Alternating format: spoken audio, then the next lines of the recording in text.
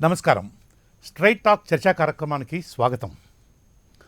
అయోధ్యలోని వివాదాస్పద బాబ్రీ మసీదు కూల్చివేత కేసులో ముద్దాయిలందరూ నిర్దోషులేనని 28 ఏళ్ల విచారణ అనంతరం ఈవేళ తీర్పు చెప్తూ సిబిఐ ప్రత్యేక కోర్టు ఆ కేసులను కొట్టివేసింది.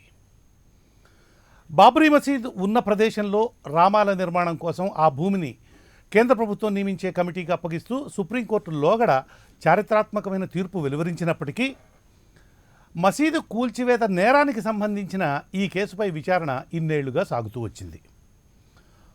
అయోధ్య రామాయణ కథానాయకుడైన శ్రీరామచంద్రుని జన్మస్థలమని హిందువుల విశ్వాసం.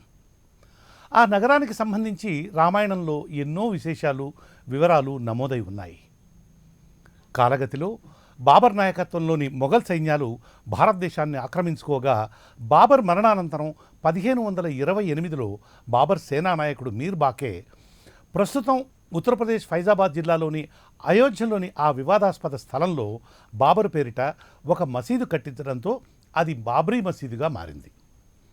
అప్పటికే అక్కడ ఉన్న రామాలయాన్ని కూలగొట్టి మసీదు కట్టారని హిందువులు నమ్ముతూ ఉండగా దాని మీద చర్చోపచర్చలు జరుగుతూ వచ్చాయి.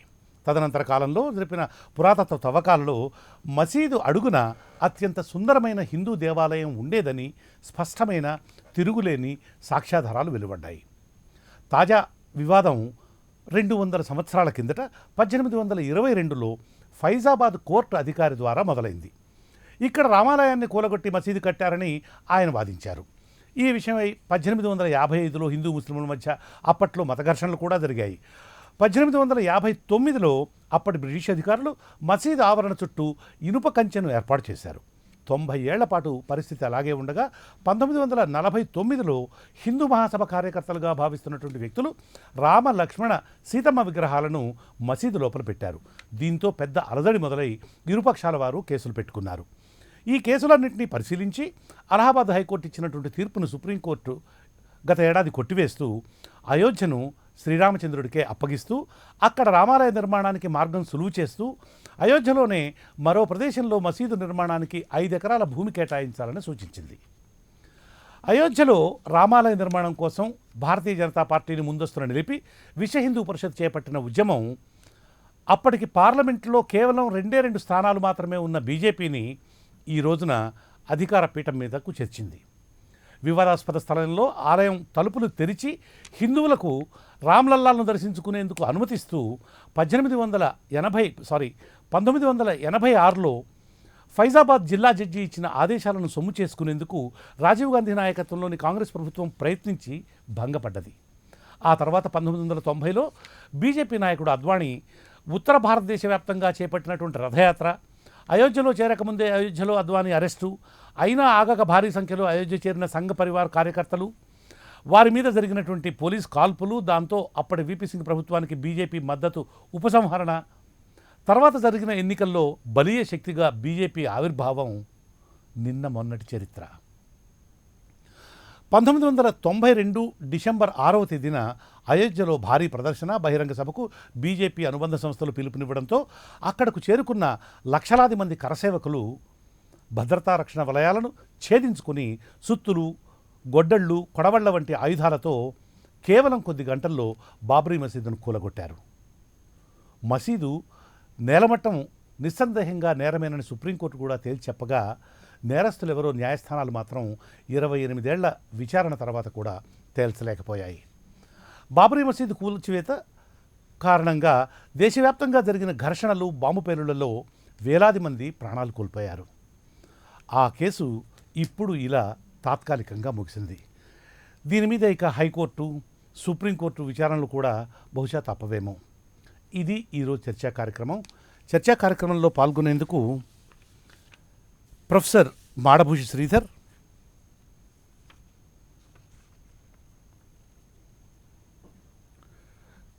భారతీయ జనతా పార్టీ తరఫు నుంచి శ్రీ గురవారెడ్డి మనకు ఇప్పుడు అందుబాటులో ఉన్నారు. మరికొద్ది సేపట్లో ఇస్లామిక్ స్కాలర్ పండితురాలు డాక్టర్ లుబ్నా సర్వాత్, విశ్వ హిందూ పరిషత్ అధికార ప్రతినిధి శ్రీ రావినూతల శశిధర్ కూడా ఈ చర్చా కార్యక్రమంలో పాల్గొబోతున్నారు. శ్రీధర్ గారు, ఈ కేసులో అటు బాబ్రీ మసీదుకు సంబంధించినటువంటి స్థల వివాదానికి సంబంధించిన కేసులో కానీ, ఇటు ఈ కేసులో కానీ లిటిగేషన్లో ఉన్నటువంటి వ్యక్తులైనటువంటి ముస్లిమ్స్ తరఫున లిటిగేషన్లో ఉన్నటువంటి ఇక్బాల్ అన్సారీ మాట్లాడుతూ, ఈ కేసు ఇంతటితో పరిసమాప్తం అయిపోతుందిగా భావిస్తే మంచిది, మరిన్ని కొత్త వివాదాలకు దారి తీయకుండా ఉంటే బాగుంటుంది అనేటువంటి భావాన్ని వ్యక్తం చేశారు. ఇది ఇంతటితోటి ఆగిపోయే అవకాశం ఉందా, లేదా మరింత ముందుకు వెళ్ళేటువంటి, లేదా హైకోర్టు సుప్రీంకోర్టుకు వెళ్ళి వివాదం మరి కొంతకాలం కొనసాగేటువంటి అవకాశం ఉందా? మీరు ఏమనుకుంటున్నారు శ్రీధర్ గారు? ఇప్పుడు ఇది చాలా సుదీర్ఘమైన కోర్టు వివాదంగా మనం చూస్తున్నాం 1951 నుంచి. నిజానికి ఇది అంతకుముందు నుంచే వివాదాస్పదమైన అంశం. మన గడిచిన చరిత్రలో మన 800 సంవత్సరాల బానిసత్వం, ఆ తర్వాత 200 సంవత్సరాల ఆంగ్లేయ బానిసత్వము, ఇవన్నీ మనం ఒక 1000 సంవత్సరాల నుంచి మనము చాలా పరిణామాలు భారతదేశం అనుభవిస్తూ వచ్చింది అన్ఫార్చునేట్లీ. ఆ తర్వాత మనకు 1947లో స్వాతంత్రం వచ్చిన తర్వాత వెనువెంటనే ఈ సమస్యలను పరిష్కరించుకుంటే బాగుండేది. కానీ అప్పుడే మనము పార్టీషన్ యొక్క ట్రాజడీ ఛాయల నుంచి పూర్తిగా బయటపడడం కోసము ఇటువంటివేవి ముట్టుకోకూడదని ఆనాటి పాలకులు అనుకున్నారేమో మనకు తెలియదు. మొత్తానికి ఈ సమస్య నానాటికి జటిలమవుతూ వస్తూ ఇప్పటిదాకా ఇవాటి దాకా మనం దీన్ని చూస్తూనే ఉన్నాం. అయితే ఇప్పటికైనా ఈ సమస్య ఇంతటితో ముగిస్తే మీరు అన్నట్టుగా చాలా బాగుంటుంది, మన దేశం ప్రశాంతంగా ఉండే అవకాశాలు ఉంటాయి. నేను కూడా అటువంటి ఆశాభావమైన పరిస్థితి వస్తుందనే ఆశిస్తున్నాను. కానీ రాజకీయాలు ఎట్లా ఉంటాయో మనం చెప్పలేము. రాజకీయాలు ఎవరు ఎందుకు ఏ లక్ష్యంతో ఏ శక్తులను సమీకరించుకొని ప్రజల ముందుకు వస్తారో మనం ఏమీ ఊహించలేము, చెప్పలేము. ఇదొక డైనమిక్ ప్రాసెస్ ఆఫ్ డెమోక్రసీ. దీంట్లో ఏ విధంగా పరిణామాలు ఉంటాయని ముందే ప్రెడిక్ట్ చేయడం చాలా కష్టం. కాకపోతే ఇవాల్టి జడ్జిమెంట్ ఒక 28 సంవత్సరాలుగా సాగుతున్న ఒక నిందకి లేదా నేరారోపణకి లేదా క్రిమినల్ ప్రాసిక్యూషన్కి లేదా రగులుతున్న ఒక క్రిమినల్ ట్రయల్ అనే సమస్యకి ఒక రకంగా ముగింపు పలికింది. ఇది న్యాయమా కాదా అని అంటే మనం 2300 పేజీల విస్తారంగా ఇచ్చిన హిందీ జడ్జిమెంట్ మనం చదవాల్సి ఉంటుంది. నాకు కూడా ఇంకా అవకాశం కలగలేదు. అది చదివితే కానీ మనము జడ్జి గారు ఏమన్నారు ఎగ్జాక్ట్ అని మనం చెప్పలేము. అప్పటి వరకు మనం మీడియాలో దీని గురించి వచ్చిన రిపోర్ట్సు లేదా కోర్టులో ముగిసిన తర్వాత జడ్జిమెంట్ చదవడం ముగిసిన తర్వాత కొందరు పార్టీల లాయర్లు చెప్పిన దాన్ని బట్టి మనకు కనపడేది ఏమిటంటే, ఏదైతే నేరం మోపారో ఎల్కే అద్వానీ గారిపైన, మిగతా బీజేపీ నాయకులపైన ఏదైతే నేరాన్ని సిబిఐ మోపిందో ఆ నేరం రుజువు కాలేదు, ఆ నేరం రుజువు చేయడానికి తగినన్ని సాక్ష్యాలు లభించలేదు అని చెప్పిందండి. నిజానికి ఈ మాటతో ముగిస్తే అయిపోయేది. కానీ మన సిబిఐ స్పెషల్ జడ్జి మరొక 2-3 వ్యాఖ్యానాలు కూడా చేసినట్టు ఒక అడ్వకేట్ గారు మనకు మీడియాలో చెప్పారండి. వారు చెప్పిన దాని ప్రకారం ఏమిటంటే, అసలు ఈ సంఘటనకు సంబంధించిన ఆడియోలు వీడియోలు ఉన్నప్పటికీ అవి అసలైనవా కాదా అని తేల్చడంలో, రుజువు చేయడంలో సిబిఐ విఫలమైంది అని కూడా ఈ స్పెషల్ జడ్జి గారు చెప్పారు. వీరు న్యాయాధికారి, వీరు హైకోర్టు న్యాయమూర్తి కాదు, ఇది trial court district judge level special judge అని అంటారు. నేను స్పెషల్ జడ్జి గారు ఇచ్చిన తీర్పు ఇది. దీనిపైన మళ్ళీ హైకోర్టు సుప్రీంకోర్టు ఉంటాయి. అయితే ఇప్పటికే ఈ కేసు సుప్రీంకోర్టు దాకా పోయి వాపసు వచ్చింది. అలహాబాద్ హైకోర్టు, సుప్రీంకోర్టు నుంచి మళ్ళీ జిల్లా కోర్టు నుంచి మళ్ళీ ఆదేశాలు, ఇవన్నీ రకరకాల ప్రయాణాలు జరిగినాయి ఈ 28 సంవత్సరాలలో. ఏది మనం బాబ్రీ మసీదు లేదా బాబ్రీ నిర్మాణం 1992లో కూలిపోయింది అని అనుకున్నప్పటి నుంచి లెక్కేసుకుంటే ఇప్పటి వరకు చాలా లిటిగేషన్స్, చాలా పిటిషన్స్, చాలా ఇంటరిమ్ అప్లికేషన్స్, చాలా మంది నిపుణులైన న్యాయవాదుల వాదనలు, ప్రతివాదనలు జరిగిన తర్వాత ఈ స్టేజ్కి వచ్చాం మనం. ఇది కూడా ఆగస్టు 19న మీరు తుది తీర్పు ఇవ్వండి అని సుప్రీంకోర్టుకు చాలా గట్టిగా చెప్తే వాళ్ళు చేశారు. కానీ మళ్ళీ ఆ చివరి తేదీని ఇవాల్టి వరకు, అంటే సెప్టెంబర్ 30 వరకు ఎక్స్టెండ్ చేస్తే సుప్రీంకోర్టు ఆదేశాల మేరకు డే టు డే హియరింగ్ జరిపి, ఇది నిజంగా ఒక మెరాథన్ ట్రయల్ అండి. ఇది చాలా చిన్న విషయం కాదు. ఎట్లా అంటే 351 మంది ప్రాసిక్యూషన్ విట్నెస్లు ఉన్నారు, 49 ఎఫ్ఐఆర్లు ప్లస్ 2 ఎఫ్ఐఆర్లు పడ్డాయి, లక్షలాది మంది కరసేవకుల మీద కేసు, అదిగాక మళ్ళీ 21 మంది 32 మంది నిందితుల మీద కేసు. ఆ 32 మంది కాక 17 మంది నిందితులు చనిపోయినారు ట్రయల్లో ఉండగానే, పెద్దవాళ్ళై పెద్ద వయసు మీరి లేదా ఇంకేవేవో కారణాల వల్ల చనిపోయినారు. ఇప్పుడున్న వాళ్ళు కూడా పాపం చాలా పెద్ద వృద్ధులండి. ఎల్కే అద్వానీ గారిని తీసుకుంటే వారికి 92 సంవత్సరాలు, మురళీ మనోహర్ జోషి గారికి 86 సంవత్సరాలు, ఉమాభారతి గారికి 61 సంవత్సరాలు, ఇట్లా అందరూ పెద్దవాళ్లే. మన కళ్యాణ్ సింగ్ గారి వయసు తీసుకుంటే వారికి 88 సంవత్సరాలు. అయితే వారు వృద్ధాప్యంలో ఉన్నారు. అయినప్పటికీ వాళ్ళు ఇవాళ కేసులో మొత్తానికి వారి మీద నిందలన్నీ ముగిసినాయి, నేరారోపణలన్నీ ముగిసినాయి. అయితే ఇవన్నీ చెప్తూ స్పెషల్ జడ్జి గారు ఒక మాట అన్నారని వాళ్ళ లాయర్ చెప్పారు. ఏమని?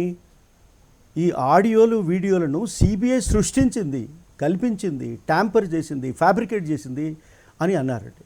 ఇది చాలా తీవ్రమైన ఆరోపణ నా ఉద్దేశంలో, అది కూడా ఒక కోర్టు నుంచి రావడము. మరి ఇది ఇంత దారుణంగా ఆడియోలను వీడియోలను ట్యాంపరింగ్ చేసి ఫ్యాబ్రికేట్ చేసి అంటే సృష్టించవలసిన పరిస్థితి ఎందుకు అంటే ముద్దాయిలకు అనుకూలంగానా శ్రీధర్ గారు వివాదాంశం అయ్యే అవకాశం గారు చిన్న ఇంటరప్షన్. ఇది సిబిఐకి నిజంగా శ్రీధర్ గారు ఒక సవాల్. అవి ముద్దాయిలకు అనుకూలంగా ట్యాంపర్ చేస్తారనా వ్యతిరేకంగా ట్యాంపర్ చేస్తారనా చెప్పండి. ముద్దాయిలకు వ్యతిరేకంగా ట్యాంపర్ చేశారనా ముద్దాయిలకు అనుకూలంగా? నిందితులను నేరస్తులను రుజువు చేయడానికి అదే చెప్తున్నాను. నిందితులు ఇప్పుడు ప్రాసిక్యూషన్ చేసేవాళ్ళు ఆరోపణలు రుజువు చేసుకోవడానికే ప్రయత్నం చేస్తారు. ఈ ప్రాసిక్యూషన్ వాళ్ళ పని ఏమిటంటే నేను ఈ ఆరోపణ చేశాను, ఇది సత్యము అని చెప్పడానికే ప్రయత్నం చేస్తారు. వాటికి సంబంధించే సాక్ష్యాలు ప్రవేశపెడతారు. అయితే సిబిఐ ఇక్కడ ఈ నిందితులు నేరస్తులు అని రుజువు చేయడం కోసము మన వీడియోలను ఆడియోలను ట్యాంపర్ చేశారు, సృష్టించారు అని ఒక తీవ్రమైన కంక్లూషన్ చెప్పింది స్పెషల్ జడ్జి కోర్టు. మరి దీని పరిణామాలు ఎట్లా ఉంటాయో నేను ఇప్పుడే ఊహించడం కష్టం. మరి సిబిఐకి ప్రతిష్టాత్మకమైన ప్రాసిక్యూషన్ అని మనం అనుకుంటూ ఉంటే సిబిఐ ప్రతిష్టను దెబ్బతీసే విధంగా ఈ కంక్లూషన్స్ ఉన్నాయి. అయితే ఒకవేళ నిజంగా ఇవి ఫ్యాబ్రికేటెడ్ వీడియోలే అయితే ఎందుకు చేశారు ఈ పని? పోనీ నిజంగా ఇవి ఫ్యాబ్రికేటెడ్ వీడియోలేనా? మరి అప్పుడు ఈ సంఘటన జరిగినప్పుడు భారతదేశపు దూరదర్శన్ ఒకటే ఉండేది. అప్పుడు మనకి ఇన్ని ప్రైవేట్ టెలివిజన్ ఛానల్స్ లేవు. ఒక్క దూరదర్శనే రికార్డ్ చేసిన దాన్ని మనం నమ్మగలుగుతామా, నమ్మలేమా? దూరదర్శన్ మన దేశానికి సంబంధించి రికార్డ్ చేసిన వీడియోలు మనకు ప్రసారం చేసింది చేయలేదు, కొన్ని తర్వాత చూపించారు, అవేవో వివాదాలు ఉన్నాయి. కానీ మరి మిగతా విదేశీ బ్రాడ్కాస్టింగ్ సంస్థలు వీడియోలు మరి చూపించలేదా? చూపిస్తే వాటి పరిస్థితి ఏమిటి అనేది కూడా ఆలోచించాలి. బీబీసీ ఉదాహరణకి, బీబీసీ అప్పుడు మనము ఇంకా ఈ వార్తను దూరదర్శన్లో చూడకముందే, అంటే భారతదేశంలో ఉన్న ప్రజలు 1992లో బాబ్రీ మసీదు విధ్వంసం యొక్క వార్త దృశ్యాలు మనం చూడకముందే ప్రపంచం మొత్తానికి బీబీసీ చూపించేసింది. మనం ఎందుకు చూపలేదంటే ఆనాటి ప్రభుత్వము వెంటనే ఇది ప్రసారం చేస్తే ఎక్కడ కమ్యూనల్ రైట్స్ అవుతాయో అని భయపడి వాటిని ప్రసారం చేయకుండా ఆపారు, ఒక రకంగా సెన్సార్ చేశారు. అది న్యాయమా కాదా అనే వివాదం పక్కన పెట్టండి. ఇది ఈ పరిస్థితుల్లో మరి బీబీసీ చేసిన వీడియో కూడా మరి కోర్టు పరిశీలించిందో లేదో నేను ఇప్పుడే ఏం చెప్పలేను. సరే, మొత్తానికి వాళ్ళు ఏమన్నారంటే ఈ కుట్ర కేసు, నిజానికి ఒక్క మాట నేను మీకు చెప్పదలుచుకున్నాను కృష్ణమోహన్ గారు, కుట్ర అనేది రుజువు కావడం చాలా కష్టం అండి. కుట్ర అనేది మానసికంగా కొంత వర్గం కలిసి ఒక చెడు పని, ఒక నేరం చేయాలని కలిసి అనుకోవడం కుట్ర. కాన్స్పిరసీ అంటే కలిసి శ్వాస పీల్చడం. కలిసి శ్వాస పీల్చడం అంటే ఏమిటి? ఇది ఒక సింబాలిక్ ఎక్స్ప్రెషన్ ఆ మాటకి. కాన్స్పిరసీ అంటే ఏమిటంటే ఒక 5-6 కలిసి కొంతమంది కలిసి ఈ నేరం చేద్దాము అని ఒక ఏకాభిప్రాయానికి రావడము, కలిసి శ్వాస పీల్చుకోవడంతో సమానమైన అయితే అటువంటి కాన్స్పిరసీ మానసికమైన కాన్స్పిరసీ. మీరు రహస్యంగా కాన్స్పిరసీ ఎప్పుడైనా మెంటలే కదా, ఉత్తరాలు రాసుకోరు కదా మనం ఇవాళ. రహస్యంగా అని కూడా అర్థం ఉంది. అయితే ఆ రహస్య సమావేశం రుజువు చేయాలి, వారు ఆ సమావేశంలో ఇదే మాట్లాడుకున్నారని చెప్పాలి, ఈ మాట్లాడుకున్న దాని పర్యవసానంగానే వారు ఈ నేరం చేశారు అని కూడా చెప్పాల్సి ఉంటుంది. Conspiracy section 120B Indian penal code అండి. ఈ సెక్షను నేరం జరిగిన తర్వాత ఆ నేరంలో ఇన్వాల్వ్ అయిన ఒక 5-6 వ్యక్తులు కాన్స్పిరసీ చేశారు అన్నప్పుడు రుజువు చేయడానికి సులువు అవుతుంది. మీరు ఇందిరాగాంధీ హత్య కేసు చూసుకున్నా, రాజీవ్ గాంధీ హత్య కేసు చేసుకున్నా, అందులో చూసుకున్నా కాన్స్పిరసీ ఆరోపణలు కొందరి మీద రుజువైనాయి, కొందరి మీద రుజువు కాలేదు, వాళ్ళు అక్విట్ అయినారు కూడా.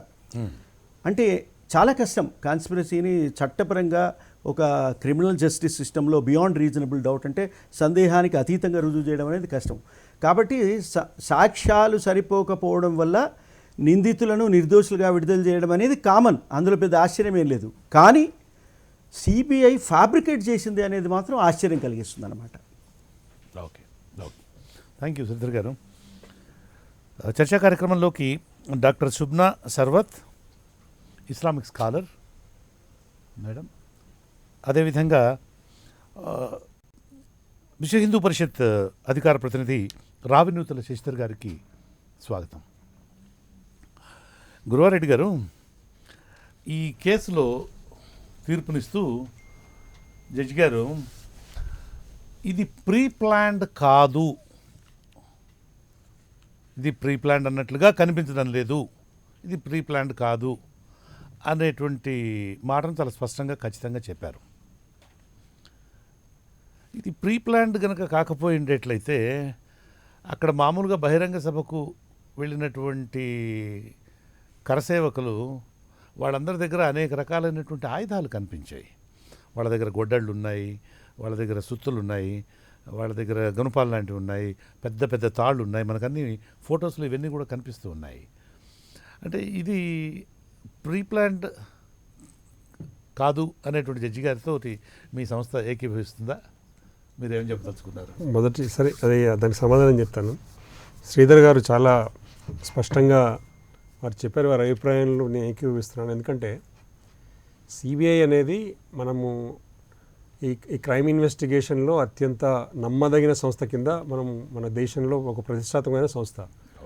అదే సిబిఐ కాంగ్రెస్ గవర్నమెంట్ ఉన్నప్పుడు, నేషనల్ గవర్నమెంట్ ఉన్నప్పుడు కుట్రపూరితంగా, యాక్చువల్లీ వీలు కాదు కుట్ర చేసింది అప్పటి కాంగ్రెస్ గవర్నమెంట్ కుట్రపూరితంగా అక్కడ ఈ బాబ్రీ మసీద్ కూల్చివేత జరిగినప్పుడు ఏదైతే అక్యూజేషన్ ఉందో ఆ స్పాట్లో లేని నాయకుల మీద వీళ్ళు ప్రొవోకింగ్ స్టేట్మెంట్లు ఇచ్చారు, జనాలందరినీ రెచ్చగొట్టారనే ఒక బేస్లెస్ అలిగేషన్స్ తోటి నింద మోపి 28 సంవత్సరాలు వాళ్ళు మానసికంగా క్షోభ చెందడానికి ఒక కారణమైన దాని మూలంగా ఎల్కే అద్వానీ గారే కానీ, మురళీ మనోహర్ జోషి గారే కానీ, ఉమాభారతి కానీ, తర్వాత ఇంకా 32 మంది నాయకులందరూ కూడా బాబ్రీ మసీద్ కూలిన రోజున అక్కడ లేరా? ఆ స్పాట్లో అక్కడ లేరు, అక్కడ వాళ్ళ అయోధ్యలో అక్కడ మీరు ఎవిడెన్స్ లేదు, మీరు అక్కడ చూపించండి. ఫస్ట్ థింగ్ అది. సెకండ్ థింగ్ ఏంటంటే మీరు గుణపాలు, తాళ్ళు, వెపన్స్ అన్నారు కదా, కోట్లాది మంది ఆకాంక్ష డ్రైవ్ ఎప్పుడైతే అయిందో, మెజారిటీ మన దేశంలో హిందువులు, దాదాపు ఎప్పటికీ ఆ రోజు ఇన్సిడెంట్ జరిగినప్పటికీ దాదాపు 80 కోట్ల మంది మన హిందువులే ఉంటారు పైన. కోట్లాది మంది హిందువుల ఆకాంక్ష మన రామాలయాన్ని పునరుద్ధరించుకోవాలి, అక్కడ అక్రమంగా కట్టబడిన మసీదును కూల్చివేయాలి.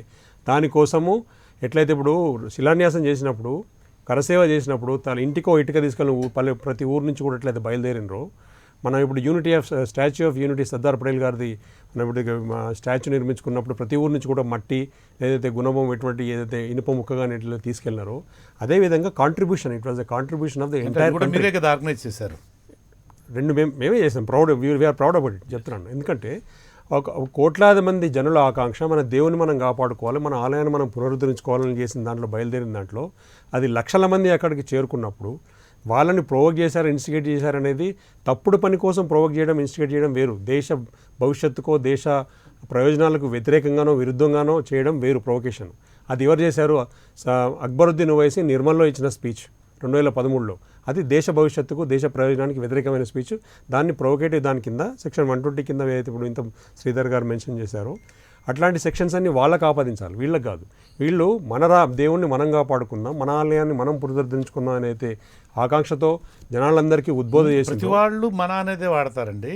ప్రతి వాళ్ళు ముస్లిమ్స్ వాడినప్పుడు కూడా మన అనే వాడతారు, హిందువులు వాడినప్పుడు కూడా మన అనే వాడతారు. చూడండి, ప్రశ్న ఏమిటంటే, ఒక్క నిమిషం, ప్రశ్న ఏమిటంటే ఈ వివాదం కోర్టులో ఉంది. ఇప్పుడు ఉంది కోర్టులో, ఇప్పుడు అయిపోయింది. అప్పటికే కోర్టులో అంటే ఈ పార్టు, ఈ వివాదం అనేటప్పుడు మన సుప్రీంకోర్టు ఏ కేసులో అయితే తీర్పిచ్చిందో ఆ వివాదం కోర్టులో ఉంది. అంటే స్థలం టైటిల్కి సంబంధించినటువంటి వివాదం అనేది కోర్టులో ఉంది. అది తేలలేదు. అది తేలకముందే బలప్రయోగంతో బాబ్రీ మసీదును కూల్చారు అనేటువంటిది ఒక ఎవరు కాదనలేనటువంటి ఫ్యాక్ట్ అది. నేను అదే అంటానండి. ఏమంటానంటే ఇప్పుడు చట్టాలు, రాజ్యాలు, రాజరికాలు, వ్యవస్థ, కాన్స్టిట్యూషన్ అనేది కూడా కొంత విచక్షణతోటి ఆపాదించుకోవాలి. ఒక జడ్జి గారు ఒక రకమైన తీర్పిస్తే అదే అంశం మీద ఇంకో జడ్జి గారు ఇంకో రకంగా ఆలోచించవచ్చు. ఇది కాన్స్టిట్యూషన్ కానీ లా అనేది ఇంటర్ప్రిటేషన్ బట్టి ఉంటుంది. అట్లానే ఇప్పుడు ఆ రోజు పాలనలో ఉన్న పాలకులు పివి నరసింహారావు గారు కానీ, కళ్యాణ్ సింగ్ గారు కానీ, వాళ్ళు కంట్రోల్ చేయాలనే పరిస్థితి ఉందనుకోండి. అక్కడ గవర్నమెంట్ కంట్రోల్ చేయాలనే కండిషన్ని ఒక లిమిటేషన్ వరకు కంట్రోల్ చేయగలుగుతారు. కానీ కోట్లాది మందిని కంట్రోల్ చేయాలంటే ఇప్పుడు వాళ్ళు పాలన చేసేదే ప్రజల ఆకాంక్షలు నెరవేర్చడానికి, ప్రజల మంచి కోసం. ఇప్పుడు 80 కోట్ల మంది ఏం కావాలనుకుంటున్నారో దానికి వ్యతిరేకంగా ఏ గవర్నమెంట్ కూడా పోదు. కాబట్టి ఇప్పుడు కోర్టులో ఉన్న అంశాన్ని ఆపలేమంటే కోట్లాది మంది రోడ్ల మీదకి వస్తే ఎట్లా ఆపుతారండి? కోర్టులో ఉన్న అంశం అది యాక్సెప్ట్ చేయనట్టే కదా. కాన్స్టిట్యూషన్ ప్రకారము కోర్టులో ఉన్నదని కోర్టులో ప్రొసీజర్ జరుగుతూనే ఉంటుంది. కానీ ఫిజికల్గా అక్కడ జరగాల్సింది ఏం జరగాలో, ప్రజలు ఏం కోరుకుంటున్నారో దానికోసమే అప్పుడు ఎక్సర్సైజ్ జరిగింది ఆ రోజు. అయితే ఇక్కడ 28 సంవత్సరాలుగా అన్యాయంగా ఏదైతే ఫ్రేమ్ చేసినారో, లక్షలాది మంది మీద కేసులు పెట్టినారు వాళ్ళు. లక్షలాది కేసులు, తర్వాత 32 మంది ప్రధానమైన నాయకుల మీద కేసులు పెట్టారు. అందులో ఆ రోజు పివి నరసింహారావు గారు కాంగ్రెస్ గవర్నమెంట్ ప్రైమ్ మినిస్టరు. ఆ రోజు ఆ కేసులో వారిని కూడా పెట్టుండాల్సింది. మరి ఆ రోజు కళ్యాణ్ సింగ్ గారిని కూడా పెట్టాల్సింది. కాంగ్రెస్ అంతకుముందు రాజీవ్ గాంధీ గారు కూడా 1986లో మాట్లాడినారు. వారి ఎలక్షన్ టైంలో మాట్లాడినారు. వారు కూడా ప్రొవోక్ చేసినట్టే కదా, వారి మీద కేసులు ఎందుకు పెట్టలేదు? ఇదంతా కూడా ఏంటంటే కాంగ్రెస్ గవర్నమెంట్ ప్రొవోకేటివ్గా చేసిన ఏదైతే ఇష్యూస్ ఉన్నాయో, ఈ అన్యాయంగా అక్రమంగా పెట్టిన కేసులు అది వీగిపోయినాయి. ఇంకా ఇప్పుడు నేను జడ్జిమెంట్ అయితే చదవలేదు, శ్రీధర్ గారు విన్నదాన్ని ఇప్పుడు చెప్పారు. కాబట్టి సిబిఐ ఫ్రేమ్ చేసింది అని అంటే, ఫాల్స్ కేసు ఫ్రేమ్ చేసింది అంటే ఖచ్చితంగా దాంట్లో అప్పుడున్న కాంగ్రెస్ గవర్నమెంట్, అప్పుడున్న ప్రధానమంత్రి వాళ్ళ ఉందా, దాంట్లో ప్రమేయం ఉందా, లేకపోతే ఆ తర్వాత ఉన్న పోలీస్ డిపార్ట్మెంట్, ఆ తర్వాత వచ్చే మంత్రుల ప్రమేయం ఉందా, ఎవరి ఫోర్స్ ఉన్నది, అది కూడా ఇన్వెస్టిగేషన్ చేయాల్సిన అవసరం ఉంటుంది. కానీ ఒక విషయం ఏంటంటే 28 సంవత్సరాల ఆకాంక్ష దేనికోసమైతే రామాలయ నిర్మాణం కోసం జరిగిందో ఆ ఫైనల్ జడ్జ్మెంట్ ఆల్రెడీ సుప్రీంకోర్టులో వచ్చింది. ఫైనల్ జడ్జ్మెంట్ సుప్రీంకోర్టులో వచ్చిన తర్వాత దానికి సంబంధించిన వివాదాల్లో ఒక చిన్న వివాదం ఇది. దానికి సంబంధించింది రామాలయ నిర్మాణ వివాదం, టైటిల్ కి సంబంధించిన వివాదం. ఇది కూల్చివేతకు సంబంధించిన క్రిమినల్ కేసు. అదే వినండి, దానికి సంబంధించి ఇది వేరే రకంగా కాదు కదా. రామాలయం కోసమే జరిగిందా లేదా? ఇది రామాలయం కోసం, మసీద్ కూల్చివేతకు సంబంధించిన క్రిమినల్ కేసు. బాబ్రీ మసీద్ దేనికోసం కూల్చారు? రామాలయం నిర్మాణం కోసమే కదా. పర్పస్ అదే అండి. కామన్ సెన్స్ తో మనం మాట్లాడింది కామన్ సెన్స్ ఇష్యూ. ఇది ఏమంటానంటే ఇది యాక్చువల్గా ఇట్ షుడ్ బి ఇన్ఫ్రాక్చర్స్ కేసు, పెద్ద వ్యాలిడ్ కేసు కాదు. ఇప్పుడు దాని మీద మళ్ళీ ఫర్దర్గా ఇన్వెస్టిగేషన్స్, మళ్ళీ ఫర్దర్గా కేసులకు వెళ్ళడము, ఇప్పుడు ఫర్దర్గా ఇప్పుడు వచ్చిన జడ్జి గారి తీర్పు ప్రకారం ఒకవేళ ఫర్దర్గా వెళ్ళాలంటే అప్పుడున్న సిబిఐ ఆఫీసర్ల మీద కూడా మళ్ళీ మొదలు పెట్టాలి మనం. అప్పుడున్న గవర్నమెంట్లో ఉన్న అఫీషియల్స్, మినిస్టర్స్ మీద కూడా మళ్ళీ కేసులు తిరగదోడాల్సి ఉంటుంది. ఇప్పుడు చాలా మందిలో 17 మంది ఆల్రెడీ చనిపోయినారు, సీనియర్స్ వృద్ధులైనారు. ఇప్పుడు చాలా హ్యుమానిటేరియన్ గ్రౌండ్ అని ఉంటుంది ఒకటి. ఇప్పుడు ఈవెన్ సెక్షన్ 302లో వెళ్ళిన వారు కూడా వాళ్ళు 7 years 14 years సర్వ్ చేసిన తర్వాత మళ్ళీ బయటకు వచ్చే పరిస్థితి ఉన్నది. అటువంటిప్పుడు 28 సంవత్సరాలు గిల్టీ కాన్షియస్నెస్ వీళ్ళ మనసులో పెట్టి జైల్లో లేరుగా, జైల్లో ఉండాల్సి అక్కర్లేదు. మనసులో మీరు ముద్దాయి అనే ముద్ర వేసినప్పుడు, నిందారోపణ చేసినప్పుడు కేసు అటెండ్ కావాలా, మీ మీద నిందలు ఉన్నాయని చెప్పి దాని మీదనే కదా అద్వానీ గారిని ప్రెసిడెంట్ కావడానికి అడ్డుపులు వేసిన వ్యవహారం కూడా ఉంది. అయితే ఏమన్నానంటే అన్యాయంగా ఒకరి మీద నిందాపురం చేసినా కానీ దేవుడి పర్పస్ కాబట్టి, మంచి పర్పస్, దేవుడు మన దేశ రక్షణ కోసం, దేశ భవిష్యత్తు కోసం జరిగింది. ఆ ఆకాంక్ష నెరవేరుతున్న ఈ టైంలో రామాలయ నిర్మాణం మొదలైంది. మనకు రామాలయ నిర్మాణం త్వరలో పూర్తి కాబోతున్నది. ఈ టైంలో మళ్ళీ అప్పుడేదో అది అయిపోయిన వ్యవహారాన్ని మళ్ళీ మీరు తప్పు చేశారని దాన్ని తీసుకుంటుంది. దేనికోసం చేశారు? ఇప్పుడు హక్కు నా అన్యాయంగా నా స్థలంలో వేరేవాడు వచ్చి గుడిసె వేసుకున్నాడు అనుకోండి, వాడు కోర్టులో కేసు ఉంది కాబట్టి నేను దాన్ని కూల్చకూడదు, దాన్ని అనుభవించకూడదని నేను ఏం చేస్తానంటే నేను లాక్కుంటాను, నేను వాడిని గుడిసె కొట్టేసిన, వాడు దాన్ని కేసు పెట్టిండు. కానీ ఈవెన్చువల్ ఏం జరిగిందంటే అది నాదని ప్రూవ్ అయిపోయింది. నాదని ప్రూవ్ అయిపోయిన కేసు నేను అన్యాయంగా గుడిసేసుకున్నా, నన్ను కూలగొట్టినావు కాబట్టి నీ మీద కేసు నడుస్తుంది, దాని మీద హైకోర్టుకి వెళ్తాను, నడవదు. This case will be supreme court ఏం చెప్పిందో మీకు బాగా గుర్తుండే ఉంటుంది అనుకుంటున్నాను. ఏం చెప్పింది? It is a crime, it is an offence అన్నట్టు చాలా స్పష్టంగా చెప్పింది. ఏం crime under what section? Demolition of Babri మసీద్ ఈజ్ ఎ క్రైమ్. దాని తర్వాత ఏం జరిగింది? వస్తాను చర్చలో, తర్వాత కార్యక్రమంలోకి వస్తాను. శశిధర్ గారు నమస్కారం. ఈరోజు సిబిఐ కోర్టు ఇచ్చినటువంటి తీర్పు మీద సహజంగానే మీకు అనుకూలంగాను, మీకు చాలా సంతోషం కలిగించేటువంటి విధంగాను వచ్చి ఉంటుంది. అది మీరు రియాక్షన్ తెలియజేయండి సార్. కృష్ణమోహన్ గారు, అయోధ్యలో రామ మందిర నిర్మాణం అనేటువంటిది 500 సంవత్సరాల సుదీర్ఘమైన ప్రజా పోరాటం. 134 సంవత్సరాల సివిల్ సూట్ కోర్టులో పోరాటం. అది 28 సంవత్సరాలు క్రిమినల్ కోర్టులో పోరాటం. ఈ రోజు వచ్చినటువంటి తీర్పును మేము ఎట్లా భావిస్తా ఉన్నామంటే, బాబర్ అనేటువంటి విదేశీ దురాక్రమణదారుడు పెట్టిపోయినటువంటి చిచ్చు ఈరోజు తీర్పుతోటి ఇక అన్సారీ గారు చెప్పినట్టు ఆ వివాదానికి ఇక ముగింపు పలకాల, ఆ వివాదాన్ని ముగించాలనేటువంటిదే మా ఉద్దేశం. మీరు అనేక విషయాలు చెప్పారు. ఈరోజు అయోధ్యలో రామ మందిర నిర్మాణం అనేది 1992 డిసెంబర్ 6 ఉద్యమమే కాదు, అంతకుముందు 78 పోరాటాలు హిందూ సమాజం సాగించింది. సుమారు 4 లక్షల మంది రామభక్తులు బలిదానమైండ్రు. 1949 డిసెంబర్ 23 లోపల ఉన్న పలంగా విగ్రహాలు వచ్చినాయి అనేటువంటి విషయాన్ని మీరు ఇంట్రడక్షన్ లో చెప్పిండ్రు. అది కూడా అలహాబాద్ హైకోర్టు 10,000 పేజీల తీర్పు 2010లో ఇచ్చినటువంటి తీర్పుని మనం గమనిస్తే 1949 కంటే ముందే అక్కడ అది ఒక ఆలయంగా నిత్య పూజలు జరిగినటువంటి విషయాన్ని స్వయంగా అలహాబాద్ హైకోర్టు గుర్తించినటువంటి విషయాన్ని నేను ఇక్కడ మీ దృష్టికి తెస్తా ఉన్నాను. అనేక చారిత్రాత్మకమైనటువంటి ఆధారాలను, సాక్ష్యాలను గతంలో 134 సంవత్సరాల సివిల్ సూట్ లోపల కోర్టులు, అది కింది కోర్టు ఫైజాబాద్ కోర్టు దగ్గర నుంచి మొదలు పెడితే 2019 నవంబర్ 9 రోజున రాజ్యాంగ ధర్మాసనం ఇచ్చినటువంటి అత్యున్నతమైనటువంటి న్యాయస్థానం వరకు అనేక సాక్ష్యాధారాలను పరిశీలించారు, అనేక రికార్డులను పరిశీలించారు. చివరికి అది రికార్డుల ప్రకారం కాకుండా ఆర్కియాలజీ సర్వే ఆఫ్ ఇండియా యొక్క తవ్వకాలను కూడా జరిపించి రాడార్ పరీక్షలకు ఎన్ని రకాలైనటువంటి పరీక్షలు రాముని విషయంలో చేయాలో అన్ని రకాల పరీక్షలు చేశారు. కేవలం ఒక విశ్వాసము అనేటువంటి దాన్ని ఒప్పుకోలేదు. ఎన్ని రకాల పరీక్షలు చేయాలో అన్ని రకాల పరీక్షలు ఇవాళ రామ జన్మభూమి ఎదుర్కొంది. చివరికి న్యాయస్థానంగా చట్టాల ప్రకారంగా ఉన్నటువంటి అన్ని అడ్డంకులు తొలగిపోయినాయి.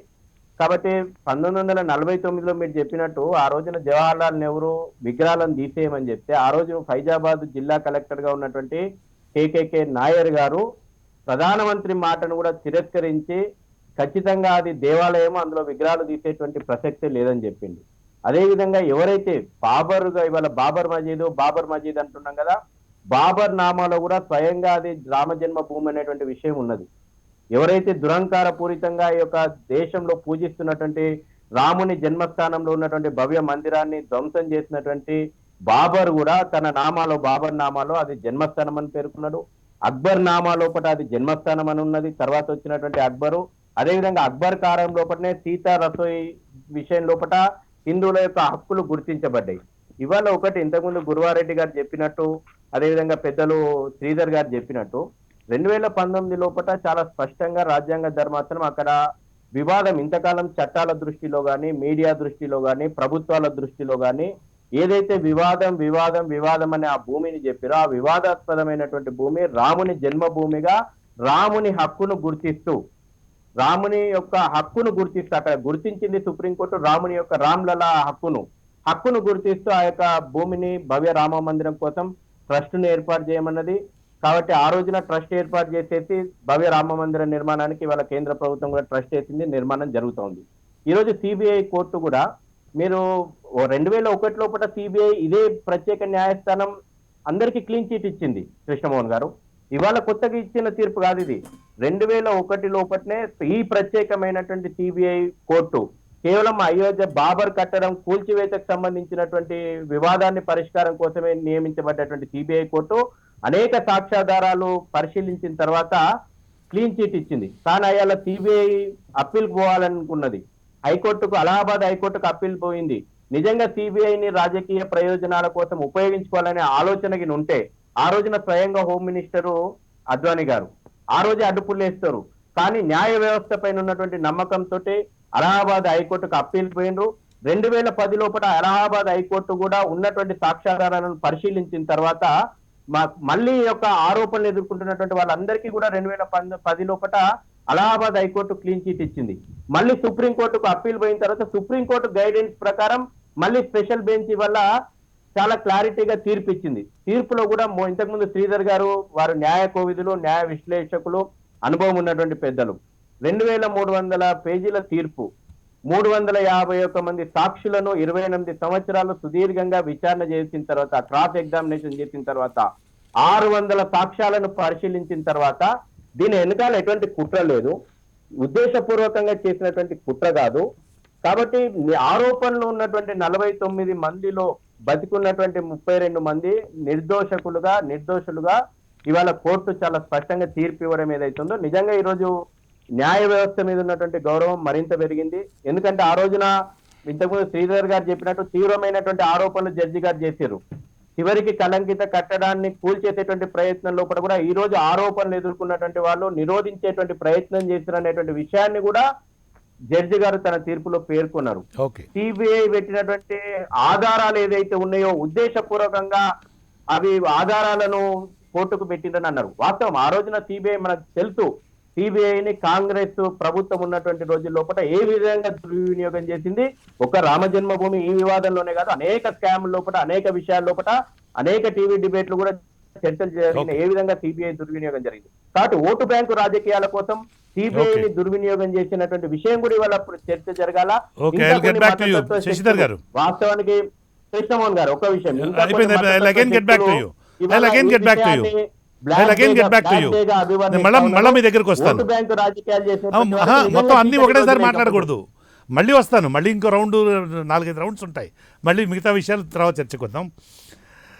మేడం డాక్టర్ సుబ్నా సర్వాత్, నమస్తే madam.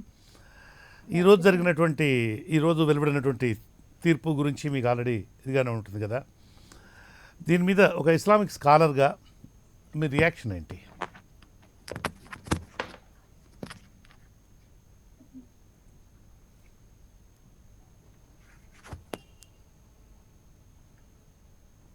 Madam can you hear me? Madam can you hear me? నేను మాట్లాడేది మీకు నేను మాట్లాడుతుంది వినిపిస్తుందండి? వినిపిస్తుంది. Please go ahead. Okay. So I just want to clarify 2 things అండి, ఇంపార్టెంట్ థింగ్స్. మనకి మన దేశం ముందడుగు వేయడానికి మనం 2 ముఖ్య అంశాలు ఇక్కడ. ఈ జడ్జ్మెంట్ గురించి అయితే నేను ఇది నాకు ఇందులో చాలా వివాదాస్పదం కాదు, కానీ హాస్యాస్పదమైనవి చాలా ఉన్నాయండి. నాకు ఈ జడ్జ్మెంట్ ఒక కామెడీ లాగా అనిపించింది. I don't hesitate to use that word. ఎందుకు అంటే ఇది ముఖ్యంగా ఏంటంటే ఇక్కడ ఎవరినైతే అక్యూజ్డ్గా అన్నారు ఉమా గారిని, కానీ ఉమా గారు పొద్దున కూడా అన్నారు, అవును అక్కడ నేను I'm very happy with the Ram Janmabhoomi moment, మొత్తం ఆ డెమాలిషన్ అన్నిటిని నేను చాలా సంతోషంగా ఉన్నాను, అక్కడ ఫాన్సీ వేసినా నాకు పర్వాలేదు అని చెప్పారు. So the accused are accepting that they participated in a moment. Advani garu కూడా ఏమన్నారు, పెద్దలు అద్వానీ గారు, మన ఇండియాకి ఆయన పెద్దలు, 90 అబోవ్ ఆయన కూడా ఏమన్నారు, ఈ జడ్జిమెంట్ నాకు విండికేట్ అయిపోయింది, నా రామజన్మభూమి మూమెంట్ ఏదైతే చేశానో అదంతా కరెక్ట్. రామజన్మభూమి మూమెంట్ ఏంటి, ఆ మస్జిద్ని పగలగొట్టడం, అదంతా అండర్ సబ్జుడైస్ ఉండగా కూడా దాన్ని పగలగొట్టడం. సో ఇవన్నీ జరుగుతున్నప్పుడు సుప్రీంకోర్టు ఆర్డర్ కూడా మీరు చెప్పినట్టు కాన్స్పిరసీ అని ఉన్న, అది ఇట్స్ అ క్రైమ్ అని ఉంది, it's against the rule of law అని క్లియర్గా రాసి ఉన్నది అక్కడ. సో ఇప్పుడు హాస్యాస్పదం ఏంటంటే అక్యూజ్డ్ వాళ్ళు చెప్తున్నారు, అవును మేము చేసాం, వీఆర్ గర్వపడుతున్నాం అని చెప్తున్నారు. ఇన్నాళ్ళంతా వాళ్ళు చెప్పారు మేము గర్వపడుతున్నాం అని. ఇది అద్వానీ గారు కూడా ఏమని స్టార్ట్ చేశారు రథయాత్రలో, ఏక్ ధక్కా దేవ్ మస్జిద్ కో తోడో అన్నారు. So it's all not pre planned అని చెప్తుంటే దోకమంతా చూసింది దాన్ని, ఇది హాస్యాస్పదం అనిపిస్తుంది. రెండో మాట అని చెప్తాను, చాలా ఉన్నాయి కానీ ఇంకొకటే మాట చెప్తాను. ఆయన ఏమన్నారు, యాంటీ సోషల్ ఎలిమెంట్స్ అందరు అక్కడే నిలబడి వాళ్ళు తీసింది, వీళ్ళందరూ ఎవరు 32 మంది అసలు ఏమీ చేయలేదు అన్నారు. పైగా ఇంకొకటి ఏమన్నారంటే వీళ్ళు అడ్డుకున్నారని కూడా చెప్పేశారండి. నేను ఒక్కటే అడుగుతున్నానండి, ఈ జడ్జిమెంట్ ని ప్రశ్నించని వాళ్ళని, ఆ కోర్టుని ఒక చిన్న ప్రశ్న, ఒక సిటిజన్ లాగా ఏమనంటే వాళ్ళు ఆపడానికి ఏం చేశారు అది రుజువు పెట్టండి. సిబిఐ వీళ్ళు కాన్స్పిరసీ కాదన్న రుజువులు సరిపోలేదు అన్నారు. నో ప్రాబ్లం, కోర్టుకి సరిపెట్టలేదు, సిబిఐ సరిగ్గా చేయలేదేమో, కానీ వాళ్ళు ఆపారు అంటున్నారు. యాంటీ సోషల్ ఎలిమెంట్స్ ఎవరైతే ఎక్కారో వాళ్ళని వీళ్ళు ఆపారంటే ఏంటండి, చూపించండి మాకు. India wants to know that these 32 people are really have stopped that crime of demolishing a heritage structure of India. It is not about masjid. A heritage, India lost what? India lost a heritage marvelous architectural marvel ని కోల్పోయింది ఆ రోజు. సరే పోయినాయి, ఈ రోజు ఏం కోల్పోయింది, ఈ రోజు ముస్లిమ్స్కి ఏదో అయింది, హిందువులకి ఏదో అయింది, అది కాదు. ఈ రోజు జరిగింది ఏంటి, ఇండియాలో ఒక న్యాయం దెబ్బతిన్నది, ఒక ప్రాసెస్ దెబ్బతిన్నది. సిబిఐని చెప్పడం జరిగింది మీరు చేయలేదనేసి. ఆ కోర్టు సిబిఐ మీద యాక్షన్ తీసుకోమని చెప్పిందా? లేకపోతే ఈ ఎవిడెన్స్ వీళ్ళు అసలు ఆపడానికి వెళ్ళారు యాంటీ సోషల్ ఎలిమెంట్స్ అన్నప్పుడు, ఆ యాంటీ సోషల్ ఎలిమెంట్స్ ఆపడానికి మన పెద్దలు వీళ్ళందరూ ఉమా గారు, మురళి గారు, దర్జని గారు ఏం చేశారు? వాళ్ళు కంప్లైంట్ మరి అవన్నీ ఇప్పుడు దాకా రాలేదే. వీళ్ళు యాంటీ సోషల్ ఎలిమెంట్స్ చేశారు, వీళ్ళు చేయలేదు. వీళ్ళు అడ్డుకోవడానికి ఏదో చేశారంటే అది ఈ రోజు దాకా ఇండియాకి ప్రపంచానికి తెలియని నిజమది అని కోర్టు చెప్తుంది. వీళ్ళు ఆపారని చెప్పేసి ఏమిటి ఆపింది, ఏం చేశారు? లెట్ us నో లాస్ట్ మాట అండి. శశి గారు చెప్పారు. శశి గారు ఏమన్నారు? అన్సారీ గారు కూడా చెప్పారు, we must go ahead, we must stop it of all year. Okay, because India needs a lot of development, మనందరికీ తెలుసు. అంటే ఫర్దర్ కొత్త కేసులు పడకుండా, ఒక నిమిషం మేడం, ఫర్దర్ కేసులు పడకుండా ఈ వివాదం మరి ఒక నిమిషం మేడం, మీకే చెప్తున్నది. ఒక 1 second madam, I'm trying to give you an input. ఆయన చెప్పినటువంటిది ఏంటంటే, ఇక్బాల్ అన్సారీ గారు చెప్పింది కానీ మన శశి గారు ప్రస్తావించింది కానీ ఏంటంటే, కొత్త కేసులు పడకుండా ఈ వివాదం మరికొంతకాలం కొనసాగకుండా ఉంటే బాగుంటుంది అనేది వాళ్ళిద్దరు చెప్పింది.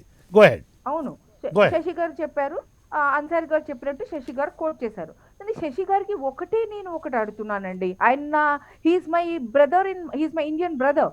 ఆయన ఒకటే అడుగుతున్నాను, ఇప్పుడు కూడా వాళ్ళందరూ ఏమంటున్నారండి? మథురా और కాశీ మథురా బాకీ అని ఆ రోజు నవంబర్ 2019 చెప్పారు. 1 వీక్ 15 days బ్యాక్ అది హిందూ సంస్థ వాళ్ళేమో కేసు వేశారు, జ్ఞానవాపి మస్జిద్ కాదు ఇప్పుడు అది పడగొట్టాలి మీరు అని చెప్పేసి. ఇంకనేమో వర్షిప్ ఆఫ్ ప్లేసెస్ యాక్ట్ 1991లో సంవిధానం వచ్చిన తర్వాత 1950 తర్వాత ఇంకేది మనం అట్లాగే ఉంచుకుందాము, మనం ఇండియాని ముందుకు తీసుకెళ్ళాలి అని అందరం అనుకున్నాము. కానీ బాబ్రీ మస్జిద్ పోయింది, అయిపోయింది. దాన్ని మరి ముందుకెళ్దాం సరే అని చెప్తే శశి గారు చెప్పినట్టు మరి వాళ్ళు మళ్ళీ విహెచ్పి కేసెస్ అని కదా, మరి విహెచ్పి శశి గారు దాన్ని అడ్డుకుంటారా? సుప్రీంకోర్టులో ఇప్పుడు నడుస్తుంది ఆ కేసు, లైవ్ గా ఉన్నది. అది మొదలు పెడతారా? ఇదేనా మన డెవలప్మెంట్? ఇదంతా కాకుండా నేను లైవ్ ఛానల్ ఉండగా ఇండియా హెడ్ లో విహెచ్పి బన్సాలి గారు నాతో కో ప్యానలిస్ట్, ఆయన ఏమన్నారు తెలుసా? 30,000 మస్జిద్లు ఉన్నాయి మా లిస్ట్ లో. ఆయన మామూలు మెంబర్ కాదే, ఆయన ఒఫిషియల్ స్పోక్స్ పర్సన్ బన్సాలి గారు. ఆయన ఏమన్నారు? 30,000 లిస్ట్ ఉంది, అవన్నీ పడగొట్టాలి మేమంటే. ఇదా మన ఇండియా డెవలప్మెంట్? ఇట్లాగా మేము మనుషులకి మంచి జీవితం ఇండియా ఇవ్వాలి, ప్రభుత్వం ఇవ్వాలి. Government of India has to give a life of dignity with clean environment, with employment, with education, with health. దేంతో పోరాడాలండి? కోవిడ్ తో పోరాడాలా, లేకపోతే ఈ కేసులతో పోరాడాలా? దేంతో పోరాడాలండి? శశి గారు విహెచ్పి తరఫు నుంచి సుప్రీం కోర్టులో కేసు ఏమనండి, మనం అంతా మర్చిపోవాలి. 30,000 ఏ మస్జిద్ అన్ని స్టేటస్ కో మెయింటైన్ చేసి మనం ప్రతి ఇండియన్ ని మనం మంచిగా చేసుకుందాం, వెల్ బీయింగ్ చూసుకుందాం అని చెప్పి విహెచ్పి నుంచి వేమనండి శశి గారిని. నేను సపోర్ట్ ఇస్తాను. We are all Indians together, this is how we have to live అని చెప్పి నా మాటని అక్కడ ఉంచుతున్నాను. ముందు లుబ్నా సరద్ గారికి నేను ఒక ఎక్స్ప్లెనేషన్ ఇవ్వదలుచుకున్నా. బాబ్రీ మస్జిద్ క్లారిఫికేషన్. బాబ్రీ మస్జిద్ అనేది రాముని జన్మభూమి, అది రాముని హక్కు, అది హిందువుల హక్కు, మన దేశం హక్కు. అది దాంట్లో ఇల్లీగల్గా మస్జిద్ కన్స్ట్రక్ట్ అయింది కాబట్టే అది కూల్చివేయబడింది అనేది హిస్టారికల్గా ప్రూవ్ అయింది. 1000 మంది సాక్షులతోటి, 1000 పేజీల జడ్జిమెంట్ తోటి అది 134 సంవత్సరాల కేసు. అది అయిపోయిన తర్వాత నేను ఇంతకుముందు చెప్పిన ఒక ఎగ్జాంపుల్, నా సొంత స్థలంలో ఎవరో ఇల్లీగల్గా వచ్చి గుడిసె వేసుకుంటే నేను దాన్ని కూలగొట్టానండి.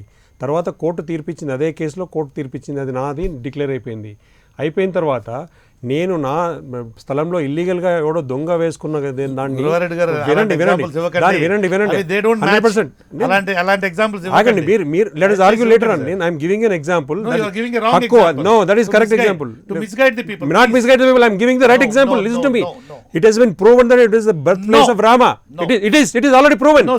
చెప్పండి, ఇలాగా చెప్పండి.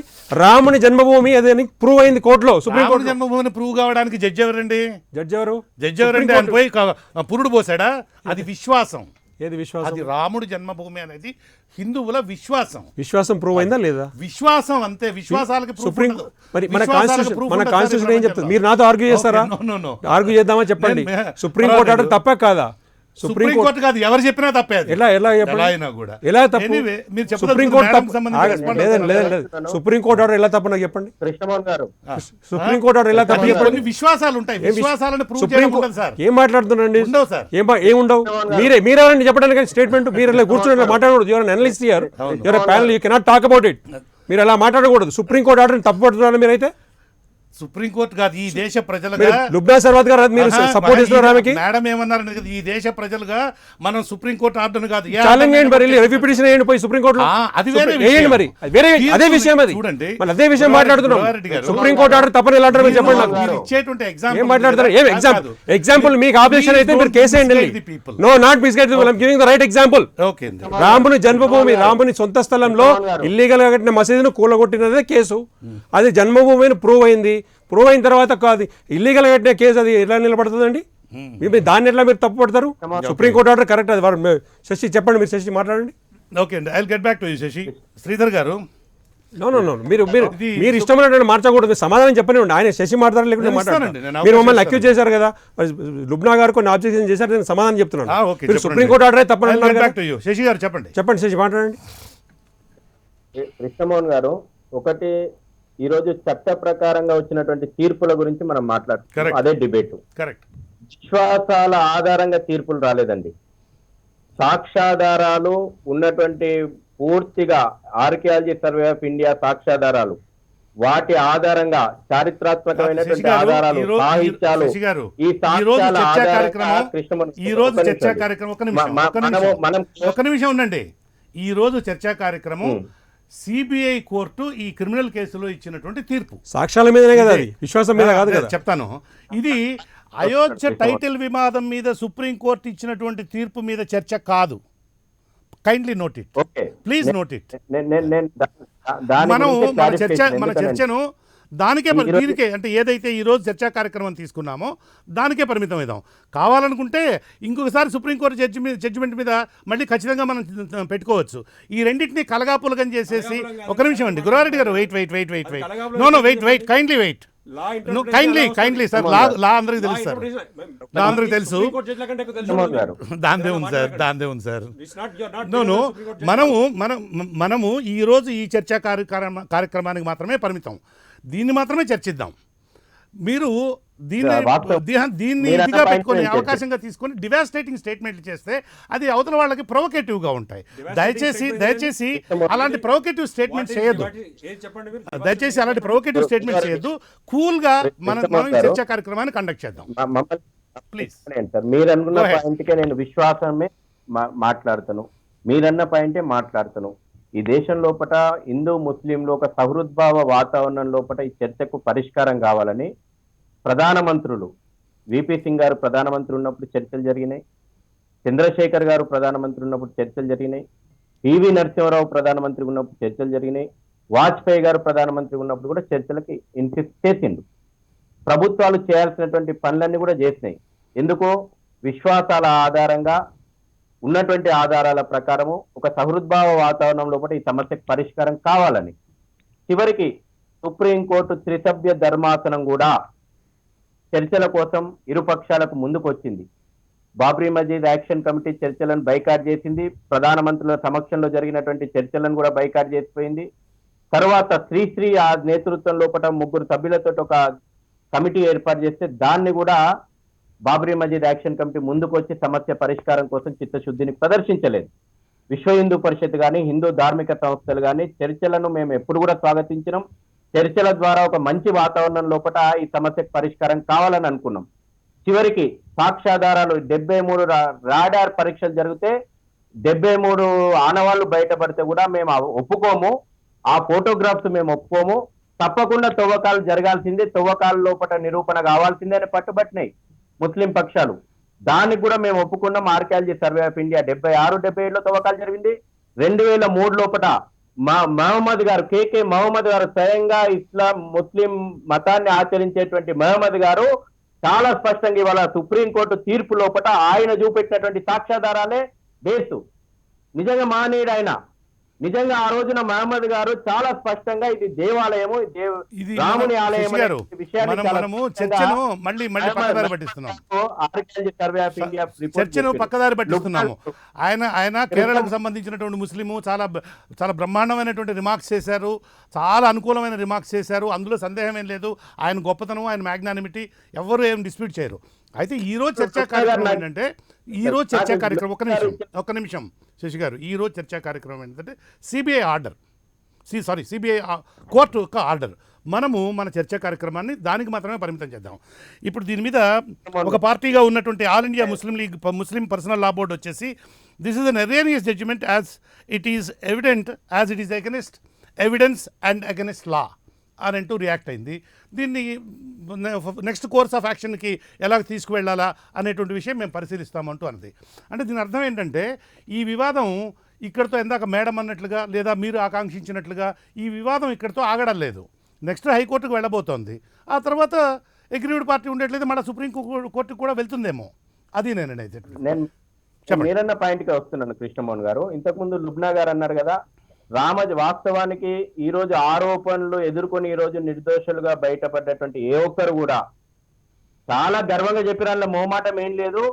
అయోధ్యలో రామ జన్మభూమి లోపల భవ్య రామ మందిర నిర్మాణం అనేటువంటిది మా జీవిత ఆకాంక్ష, మా కళ. అందుకోసం దేశవ్యాప్తంగా మేము ఉద్యమం చేస్తామన్నారు. ఏ రోజు కూడా కేసులకు భయపడలేదు. కేసుల విషయం లోపల ప్రచారం, న్యాయంలో అంతిమంగా న్యాయం విజయం సాధిస్తుంది అనేటువంటి విషయం నమ్మకం ఉంచారు. ఆ నమ్మకం ఈ రోజు నిజమైంది. రెండోది, లుబ్నా గారు అనేక ప్రశ్నలు నాకు వేసారు. నేనేమంటున్నామా, నువ్వు ఒక ఇస్లామిక్ స్కాలర్, మీ కోర్టు లోపల ఇంప్లీడ్ అయ్యేటువంటి అవకాశం ఎవరికన్నా ఉంటది మన న్యాయ వ్యవస్థ లోపల. మీ దగ్గర నిజంగా ఈ రోజు మీరు అంటున్నారు కదా 39 మంది తప్పు చేసిండ్రు, హాస్యాస్పదము కోర్టు తీర్పు, ఇన్ని సంస్థలు మీరు కూడా వర్కౌట్ చేస్తున్నారు కదా దోషులను శిక్షించాలని మీ యాంగిల్ లోపల, ఎందుకు మరి సాక్ష్యాధారాలు మీరు పెట్టలేకపోయినరు? 28 సంవత్సరాల సుదీర్ఘ న్యాయ పోరాటం జరిగింది కదా, మీరందరూ కూడా మేధావులే కదా, మీ దగ్గర సాక్ష్యాధారాలు ఉంటే కోర్టు లోపల సాక్ష్యాధారాలు పెట్టి నిందితులకు శిక్ష పడేటువంటి ప్రయత్నం మీరు చేయొచ్చు కదా. ఇవాళ చర్చ తీర్పు వచ్చిన తర్వాత దాన్ని కూడా మళ్ళీ వక్రీకరణ చేసి దాన్ని కూడా మళ్ళీ వాళ్ళ మతం యాంగిల్ లోపల ఒక విద్వేషాలు రెచ్చగొట్టేలాగా వక్రీకరించడం తప్పని నేను అంటా ఉన్నాను. వాస్తవం ఆమె వాళ్ళ బాబర్ కట్టడం, కలంకిత కట్టడాన్ని వాళ్ళ దేశ వారసత్వ సంపదగా ఆమె భావిస్తే మరి నేను ఆమె విజ్ఞతకే వదిలేస్తున్నాను. ఎందుకంటే మనందరం కూడా భారతీయులం, మొఘలుల వారసులం కాదది. మనం భారత సంతతికి వారసులం, భారతీయ సంస్కృతికి మనం వారసులం. వాస్తవం కాదా వల్ల మొఘలులు ఈ దేశం లోపల దండయాత్రలు చేసి 40,000 దేవాలయాలను ధ్వంసం చేసింది. ఇది చరిత్ర, వాస్తవం. ఇది ఈ రోజు కూడా ఎక్కడైనా పురాతన దేవాలయాలకు మనం పోతే ఈ రోజు కూడా మనం పలిగినటువంటి విగ్రహాలను, చేతులు కాళ్ళు విరగొట్టినటువంటి విగ్రహాలను మనం దర్శనం చేసుకుని వస్తున్నాం. ఇది మార్పు రావాలనా లేదా? ఆ రకమైనటువంటి మనదైనటువంటి చరిత్రను మనము పునర్లిఖించుకోవాలి. ఏ దేశమైనా తన యొక్క వారసత్వాన్ని, తన యొక్క సాంస్కృతిక వారసత్వాన్ని ముందుకు తీసుకుపోవాలా. అదే వాళ్ళ దేశ ప్రజల ఆకాంక్ష. ఇవాళ ఆమె అంటున్నారు మధుర ఏమైంది, కాశీ ఏమైంది, లేకపోతే అయోధ్య అయిపోయింది. 1991 ప్రజల ఆకాంక్ష మాది, ప్రజల ఆకాంక్ష. 40,000 దేవాలయాలు పోయినా నా యొక్క రాముని జన్మభూమి లోపల రామాలయం ఉండాలా, కృష్ణుని జన్మభూమి లోపల కృష్ణాలయం ఉండాలా, కాశీ విశ్వనాథుని యొక్క పవిత్రమైనటువంటి కాశీ లోపల దేవాలయం ఉండాలనేటువంటి కోటాను కోట్ల ప్రజల యొక్క ఆకాంక్ష ఇది. దీన్ని మళ్ళీ ఈ మతం చూడకుండా ఒక సౌరుద్భావ వాతావరణం లోపల ఇవాళ పోరాడుతుంది కృష్ణమోహన్ గారు. అన్నది కోర్టులో కేసు న్యాయపరమైన పోరాటమే చేస్తున్నారు కదా. న్యాయపరమైనటువంటి పోరాటం చేస్తే తప్పు పట్టడానికి మీరెవరు?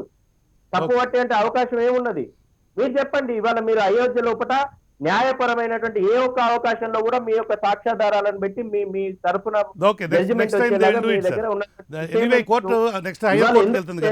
హైయర్ కోర్టుకి వెళ్ళినప్పుడు ఇటువంటి కార్యక్రమాలు ఏవో చేస్తారు, వాళ్ళ కేసును డిఫెండ్ చేసుకోవడం కోసం.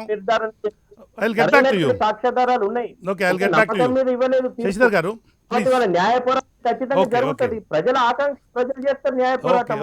ఓకే శ్రీధర్ గారు గారికి వచ్చినటువంటి okay, I'll get back to you Shashidhar garu. మడబు శ్రీధర్ గారు, ఇది ఈ కేసులో కనుక ఇప్పటివరకు మీరు చెప్పినట్లుగా ఇందాక ఈ కేసు ఆర్డర్ మనకు జడ్జిమెంట్ కాపీ అనేటువంటిది మనకు ఎవరికి రాలే. మనకు మీడియాలో వచ్చినటువంటి వార్తలు లేదా ఇతరమైనటువంటి మార్గాల ద్వారా మనకు అందుబాటులో ఉన్నటువంటి సమాచారం ఆధారంగానే మనం వీటిని చర్చించగలము. ఇది ప్రీ ప్లాన్డ్ కాదు అనేటువంటిది జడ్జి గారు కన్క్లూడ్ చేసినటువంటిది. అయితే ఒక్క నిమిషం సార్, ఒక్క నిమిషం. ఇది ఇక్కడ బహిరంగ సభకు పిలుపునిచ్చారు. ఆ తర్వాత అక్కడికి వచ్చినటువంటి కరసేవకులు అనేటువంటి వాళ్ళు ఆయుధాలతో వచ్చారు. ఆ తర్వాత ఆ జర్నలిస్ట్ పేరు నేను పర్వీన్ జైన్ అనేటువంటి జర్నలిస్ట్ ఇచ్చినటువంటి ఆవిడ అల్ జరీరాకు, ఆ తర్వాత బీబీసీకి, ఇంకా ఇతరమైనటువంటి మీడియా సంస్థలకు ఇచ్చినటువంటి వాటిల్లో రెక్కి నిర్వహించడం జరిగింది. బజరంగ దళ్ అనేటువంటిది ఒక బాబరీ మసీద్ వేరే చోట ఇంకో బాబరీ మసీదు లాంటి ఒక నిర్మాణాన్ని కట్టి దాన్ని డిమాలిష్ చేయడం ఎలాగా అనేటువంటిది ఒక రిహార్సల్ వేసింది అనేటువంటి అభియోగాలు కూడా ఉన్నాయి. ఆ తర్వాత వాళ్ళు ఆ రోజున అయోధ్యలో బాబ్రీ మసీదుకి సమీపంలో దాదాపు ఇందాక మిత్రులు చెప్పినట్లు కొన్ని లక్షలాది మంది అక్కడికి వచ్చినప్పుడు అక్కడ వీళ్ళు ఉదయం నుంచి కూడా వీళ్ళ ప్రసంగాలు సాగుతూ ఉన్నాయి.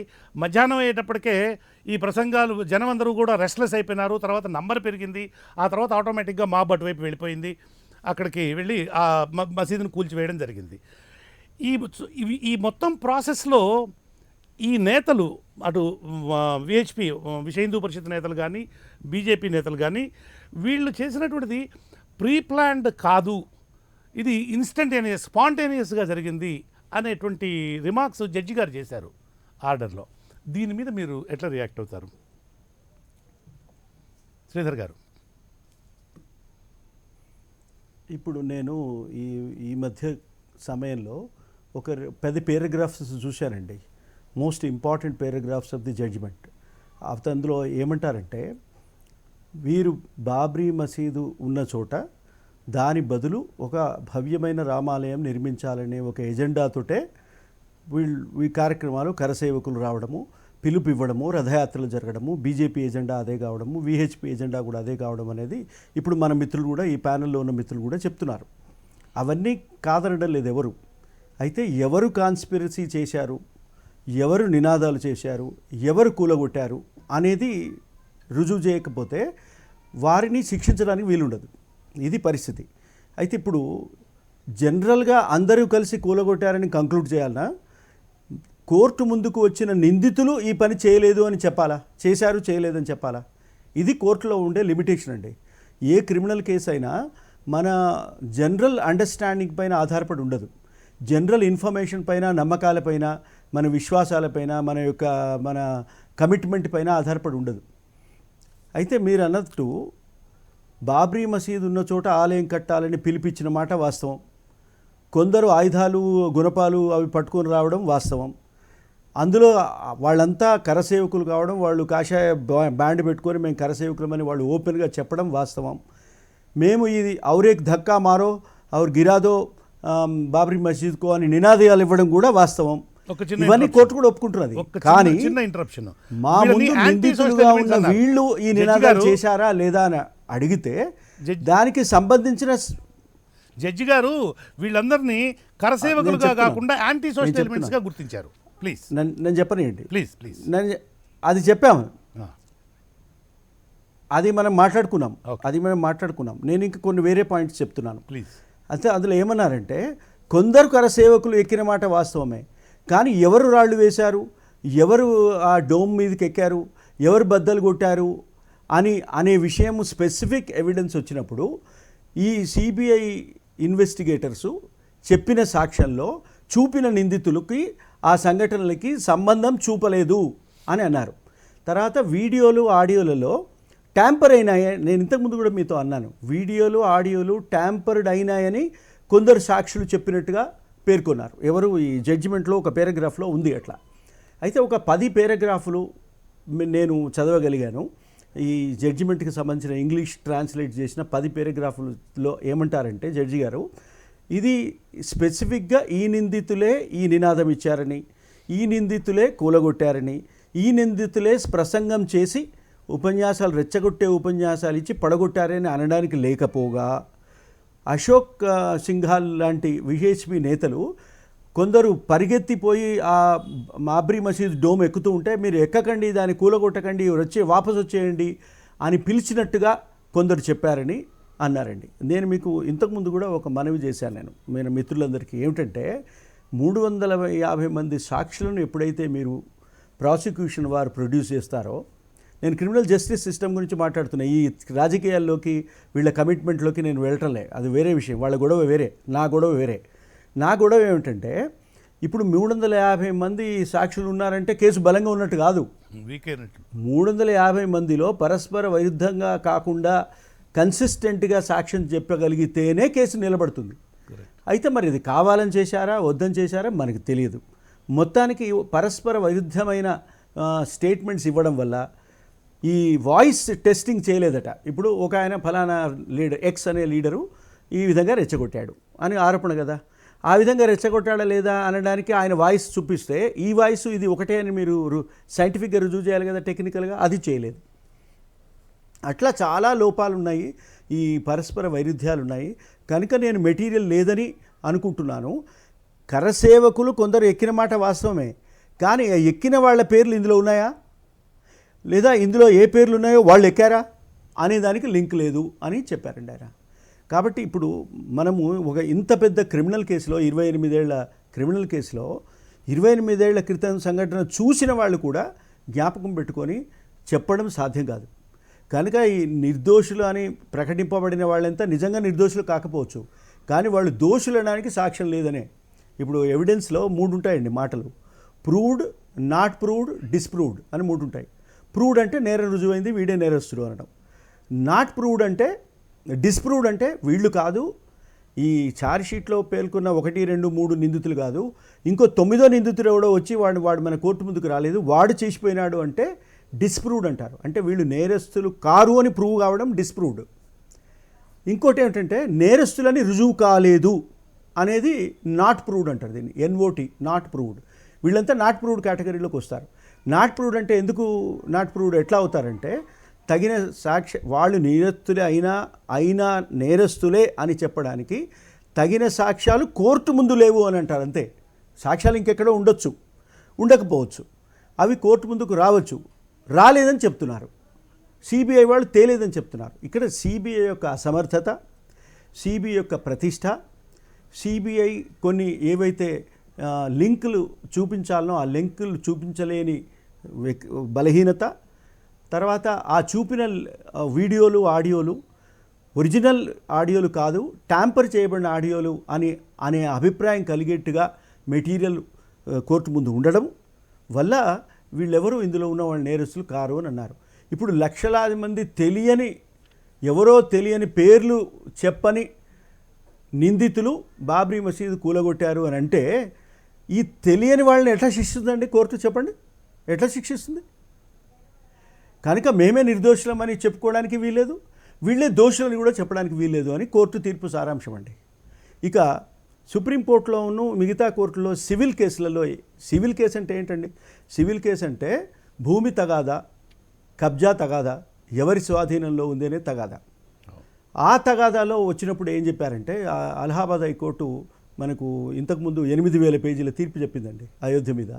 ఆ 8,000 తీర్పుల్లో వారు సాక్ష్య చట్టాన్ని, ప్రాపర్టీ బదిలీ చట్టాన్ని, పొజిషన్ నియమాలని, హిందూ మతాన్ని, ఇస్లాం మతాన్ని మొత్తంగా సమీక్షించారు. సమీక్షించి అనలైజ్ చేసి విశ్లేషించి వారు చివరికి చెప్పింది ఏంటంటే, మేము అంటే ఈ కోర్టులో ఉన్న శక్తి, కోర్టు ఏ వివాదాల పరిష్కరించడానికి రాజ్యాంగం సృష్టించిన న్యాయ వ్యవస్థ, దేవుళ్ళు వాళ్ళ పుట్టుపూర్వోత్తరాల గురించి చెప్పడం కష్టము, మాకు సంబంధించిన పరిధిలోకి రాదది, అది మరే పరిధో అని చెప్పారు. ఇక ఆర్కియాలజీ కూడా ఏం చెప్తుందంటే, అక్కడ దొరికిన వస్తువులు ఎంత పాతవి అని మాత్రమే చెప్పగలుగుతుంది. అంతేగాని ఇది పీకేసి అది పెట్టారు, అది పీకేసి ఇది పెట్టారు అని నిక్కచ్చిగా చెప్పడానికి వీలుండదు. కాకపోతే వాళ్ళు ఒక అకాడమిక్గా రీసెర్చ్ చేసి ఏం చెప్తారంటే, కింద ఇవి ఉన్నాయి పైన ఇవి ఉన్నాయి అని చెప్తారు, అంతే. అయితే కింద ఉన్నాయి ముందు పెట్టారా, పైన ఉన్నాయి తర్వాత పెట్టారా అనడానికి కూడా ఒక కంక్లూజివ్ ప్రూఫ్ ఉండే అవకాశం లేదు. కనుక ఆర్కియాలజీ చెప్పజాలదు, కోర్టులు నిర్ణయించజాలవు, సాక్ష్యాలు వాటికి సరిపోవు. ఇప్పుడు నేను ఎక్కడ పుట్టానంటే కూడా నేను ఎగ్జాక్ట్గా ఈ గడిలో ఈ 4 చతురస్రపు వైశాల్యం ఉన్న 10 అడుగుల వైశాల్యం ఉన్న ఈ గదిలో నేను పుట్టానని నేనే చెప్పలేను. కలియుగంలో, త్రేతాయుగంలో నాటి మాటను కలియుగంలో రుజువు చేయడం అనేది మీరు అసలు అది అడగడమే కరెక్ట్ కాదు. అది అట్లా రుజువు చేయమని కోర్టులను అడగడమే కరెక్ట్ కాదు. కనుక ఆ పక్కన వదిలేయండి. అయితే వాళ్ళు ఏమన్నారంటే, హైకోర్టు వాళ్ళు ఏం చెప్పారంటే, ఇది పొజిషన్కి సంబంధించిన విషయం, కానీ పొజిషన్ కూడా ఇద్దరికి కొంత భాగంలో వాళ్ళు ఉన్నట్టుంది, కొంత భాగంలో వీళ్ళు ఉన్నట్టుంది, కనుక చెప్పలేము అని వదిలేశారు. వదిలేసి వాళ్ళు ఏమన్నారంటే, ఇరు వర్గాలు సయోధ్యపూర్వకంగా చర్చించి సంప్రదింపులు జరిపి నెగోషియేషన్స్ చేసి మీడియేషన్స్ ద్వారా పెద్ద మనుషుల మధ్య కూర్చుని ఒక సమన్వయమైన ఒక పరిష్కారాన్ని సాధిస్తే బాగుంటుందని ఒక సలహా ఇచ్చి వదిలేశారు.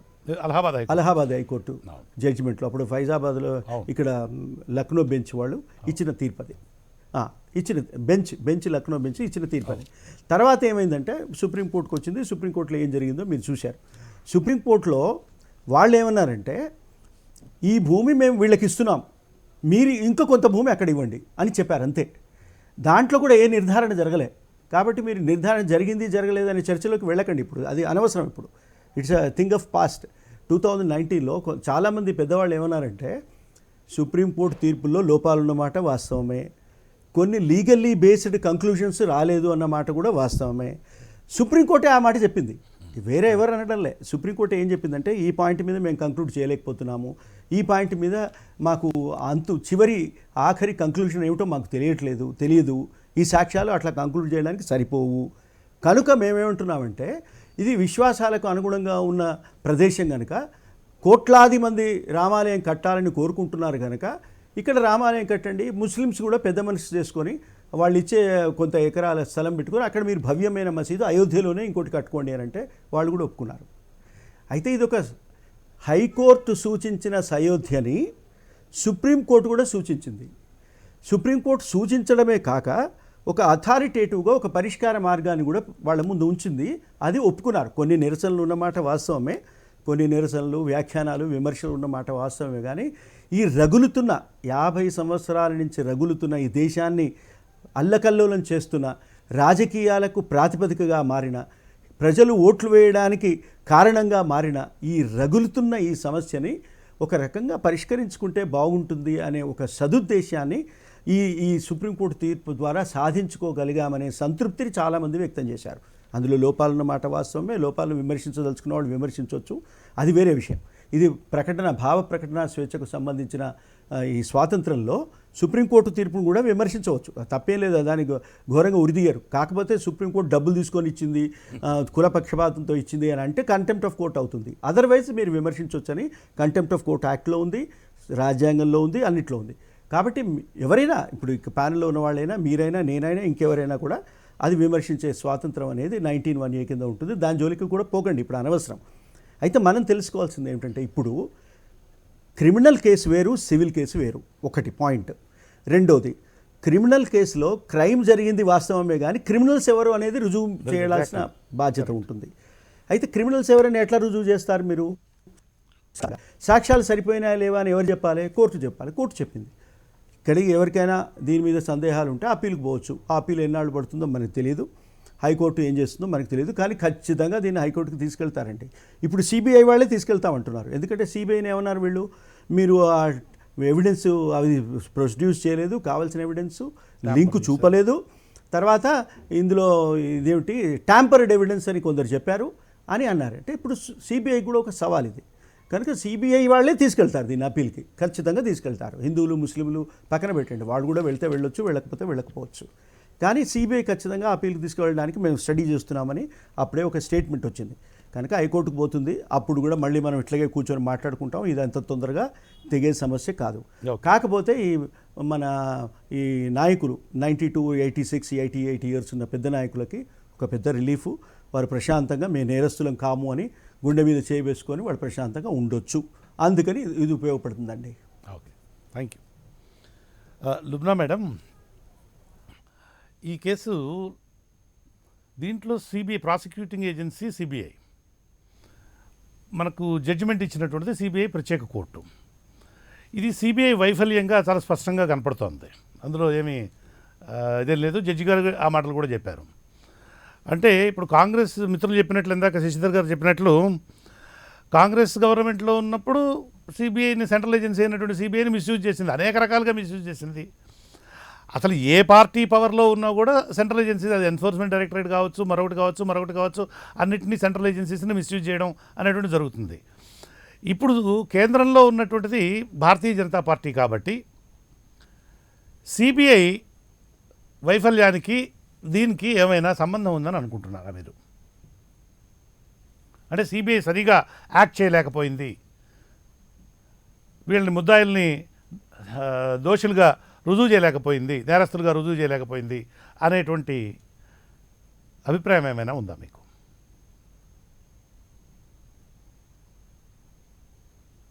Madam, can you hear me? CBI yes అండి, I audible? Yes please. Okay, yeah. So ఇప్పుడు సిబిఐ ఆ డొమైన్లోకి నేను వెళ్ళకూడదు. ఎందుకు అంటే మన ముందర ఉన్నది కేవలం కోర్టు ఇచ్చిన జడ్జిమెంట్, కానీ మన ముందర సిబిఐ అక్కడ ఏమేమి ప్రొడ్యూస్ చేసిందో అది నా దగ్గర లేవు, మన ముందర లేవు అవి. And I don't know if it is in the public domain what all CBI has submitted there. కాబట్టి సిబిఐ ఈ ఎవిడెన్సెస్ని ఇగ్నోర్ చేయబడ్డాయా, లేకపోతే దాన్ని ఇంకొకలా ఇంటర్ప్రిట్ చేయబడ్డాయా, అవన్నీ మరి ఆ డొమైన్లోకి నేను వెళ్ళకూడదు. ఎందుకంటే సిబిఐ సబ్మిట్ చేసింది మనకి తెలియదు, మన దగ్గర వచ్చింది కేవలం ఆర్డర్ మాత్రమే. ఆర్డర్లో వాళ్ళు సిబిఐ ఏమేమని రాసినారో, సిబిఐ ఇది ఇచ్చింది అది ఇచ్చిందని ఏమేం ఆర్డర్లో రాశారో అది మనకు తెలియదు. So I don't think I can comment on సిబిఐ's connectivity with the present government and whether CBI was actually. But court చెప్పింది ఏంటి, CBI could not, we were not satisfied with the CBI evidence అని చెప్పేసిందండి. That is what the CBI and the court connection. And CBI is offended, they are going to the court. మాధభూషి Sridhar గారు కూడా చెప్పారు.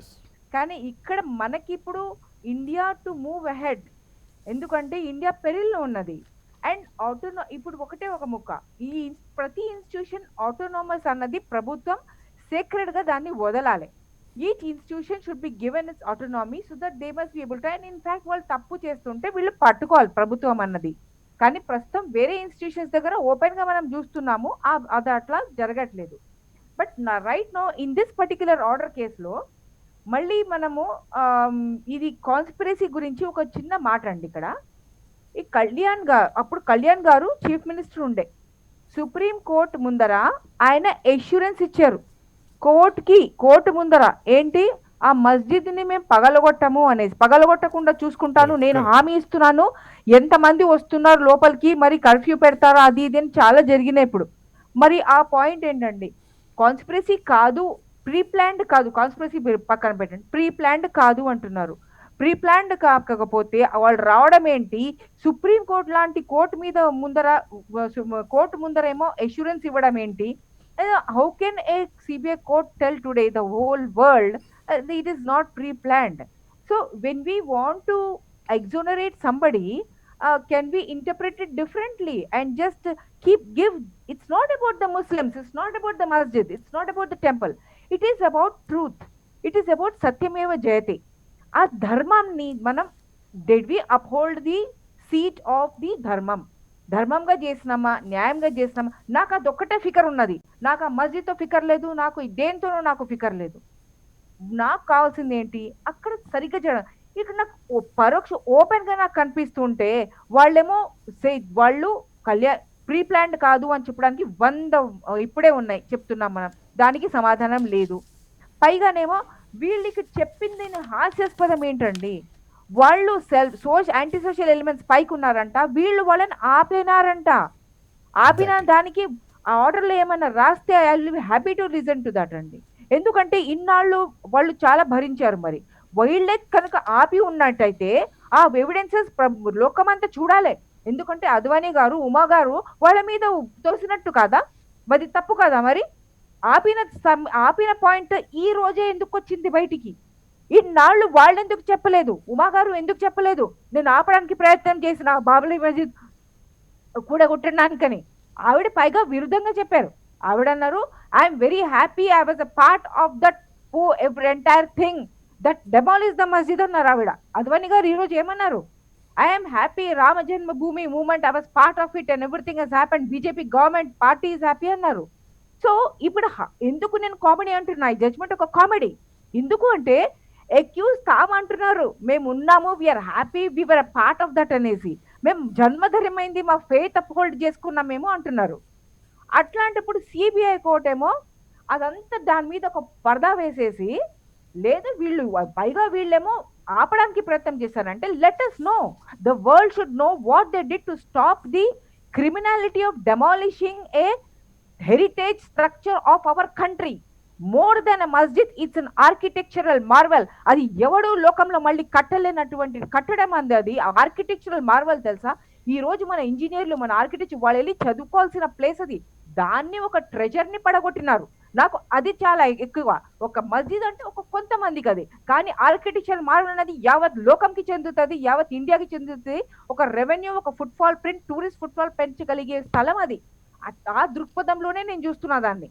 So దాన్ని పడగొట్టినప్పుడు ఒక last మాట ఏంటంటే, మాటి మాటికి మనము కాశీ, మథుర, నాకు ఇప్పుడు ఒకటే ఒక మేరా గమ్ క్యా హై, నా దుఃఖం ఏంటి, మళ్ళీ కోర్టులో కేసులు పడినాయి.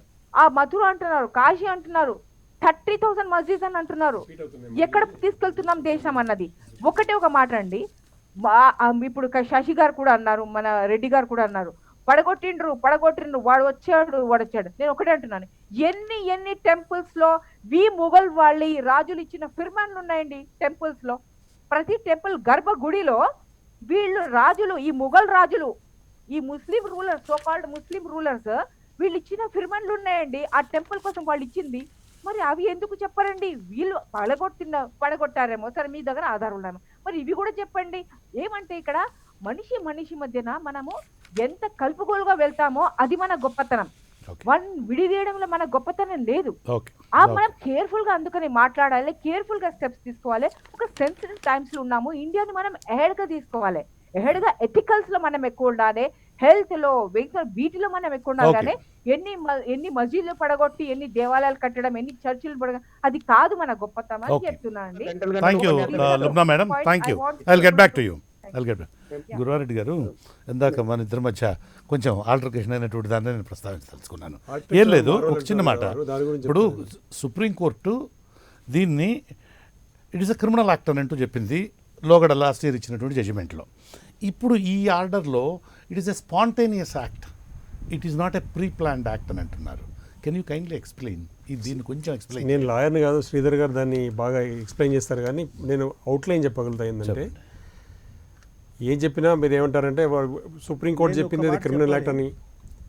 సారీ, హలో, యా చెప్పండి. శ్రీధర్ గారు చెప్పండి. శ్రీధర్ గారు, నేను ఒక మాట చెప్పాలనుకుంటున్నాను ఇక్కడ. దయచేసి చెప్పండి. నా మాట వినపడుతుందా? వినపడుతుందండి, ప్లీజ్. ఒక్క మాట క్లారిఫికేషన్. ఆ మేడం మాట్లాడారు మీరు వేసిన ప్రశ్నకు సంబంధించి. ఇప్పుడు మీడియా ఏ విధంగా ఈ జడ్జిమెంట్ని రిపోర్ట్ చేసింది అనే దానిపైన మనం మాట్లాడితే తప్పులయ్యే అవకాశం ఉంది. ఓకే. అయితే ఒక 10 పారాగ్రాఫులు, ఇంపార్టెంట్ పారాగ్రాఫులని ఒకరెవరో నాకు పెట్టారు. ఇంతకుముందే నేను దీంట్లో చూశాను, మన నెట్లో మీతో మాట్లాడుతున్నప్పుడే I was searching for it and I could gain access to 10 paragraphs అండి. అయితే అందులో చెప్పింది నేను మీకు చెప్తాను. అందులో చెప్పింది ఏమిటంటే, ఇది ఈ నిందలకి గురైన, అంటే నేరారోపణలకు గురైన ఈ నాయకులు కాన్స్పిరసీ చేసినట్టు కంక్లూజన్ చేయడానికి వీల్లేదు. ఇంకెవరైనా చేశారో లేదో అక్కడ ప్రస్తావన లేదు, కానీ వీళ్ళు కాన్స్పైరీ చేసినట్టు లేదు అనే లిమిటెడ్ స్కోప్లోనే మీరు దీన్ని అర్థం చేసుకోవాలండి. అది కాన్స్పిరసీ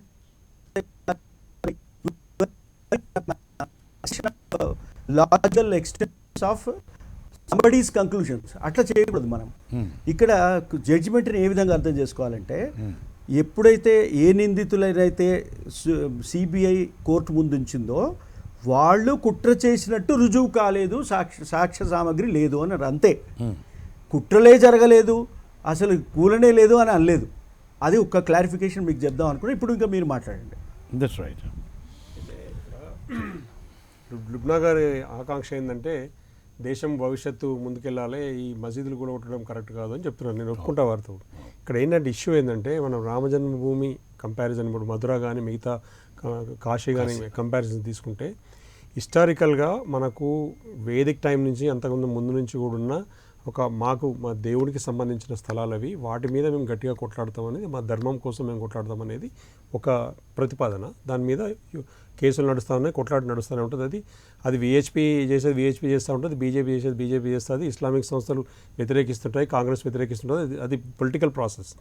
తర్వాత ధార్మికంగా విషయానికి వస్తే, లుబ్నా గారి ఆకాంక్ష ఏదైతే దేశం డెవలప్ కావాలనుకుంటున్నామో ఈ మనం ఉన్న దేశము మన కల్చరల్గా కానీ మన హెరిటేజ్ కానీ వారు చెప్పారు ఏదో ఆర్కిటెక్చరల్ మార్వెల్ అని. అట్లాంటి ఆర్కిటెక్చరల్ మార్వెల్ తాజ్మహల్ ఉంది, దాన్ని కూలగొట్టలేదే మేము. అట్లాంటి ఆర్కిటెక్చరల్ మార్వెల్ ఇక్కడ చార్మినార్ ఉంది హైదరాబాద్లో, దాన్ని కూలగొట్టలేదే. అక్కడ ఒక పర్పస్ ఉంది, దానికోసం దాని మీద అటాక్ జరిగింది, అది పెద్ద ప్రాసెస్ జరిగింది, అయిపోయింది. గడిచిపోయిన దాని గురించి మళ్ళీ తవ్వుకోవడం కరెక్ట్ కాదు, దాన్ని రిపీట్ చేయడం కరెక్ట్ కాదు.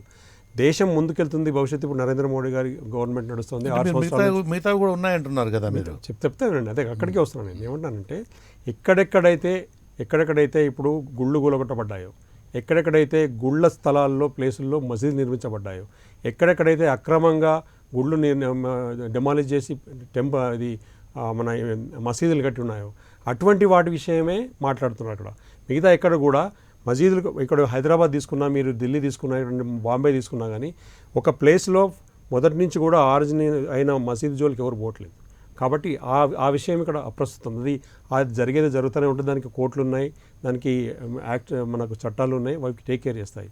డెవలప్మెంట్ ప్రాసెస్ విషయానికి వస్తే గత 134 సంవత్సరాల నుంచి పరిష్కారం కాని కేసు ఇప్పుడు నరేంద్ర మోడీ గారు గవర్నమెంట్ వచ్చిన తర్వాత 6 సంవత్సరాల్లో దాని మీద గట్టిగా ప్రెషర్ పెట్టి ఆర్గ్యుమెంట్లు చేయించి మనం లాస్ట్ 2 ఇయర్స్లో చాలా పెట్టిన ఎఫర్ట్స్ తోటి మనకు రిజల్ట్ వచ్చింది, ఒక పరిష్కారం జరిగింది.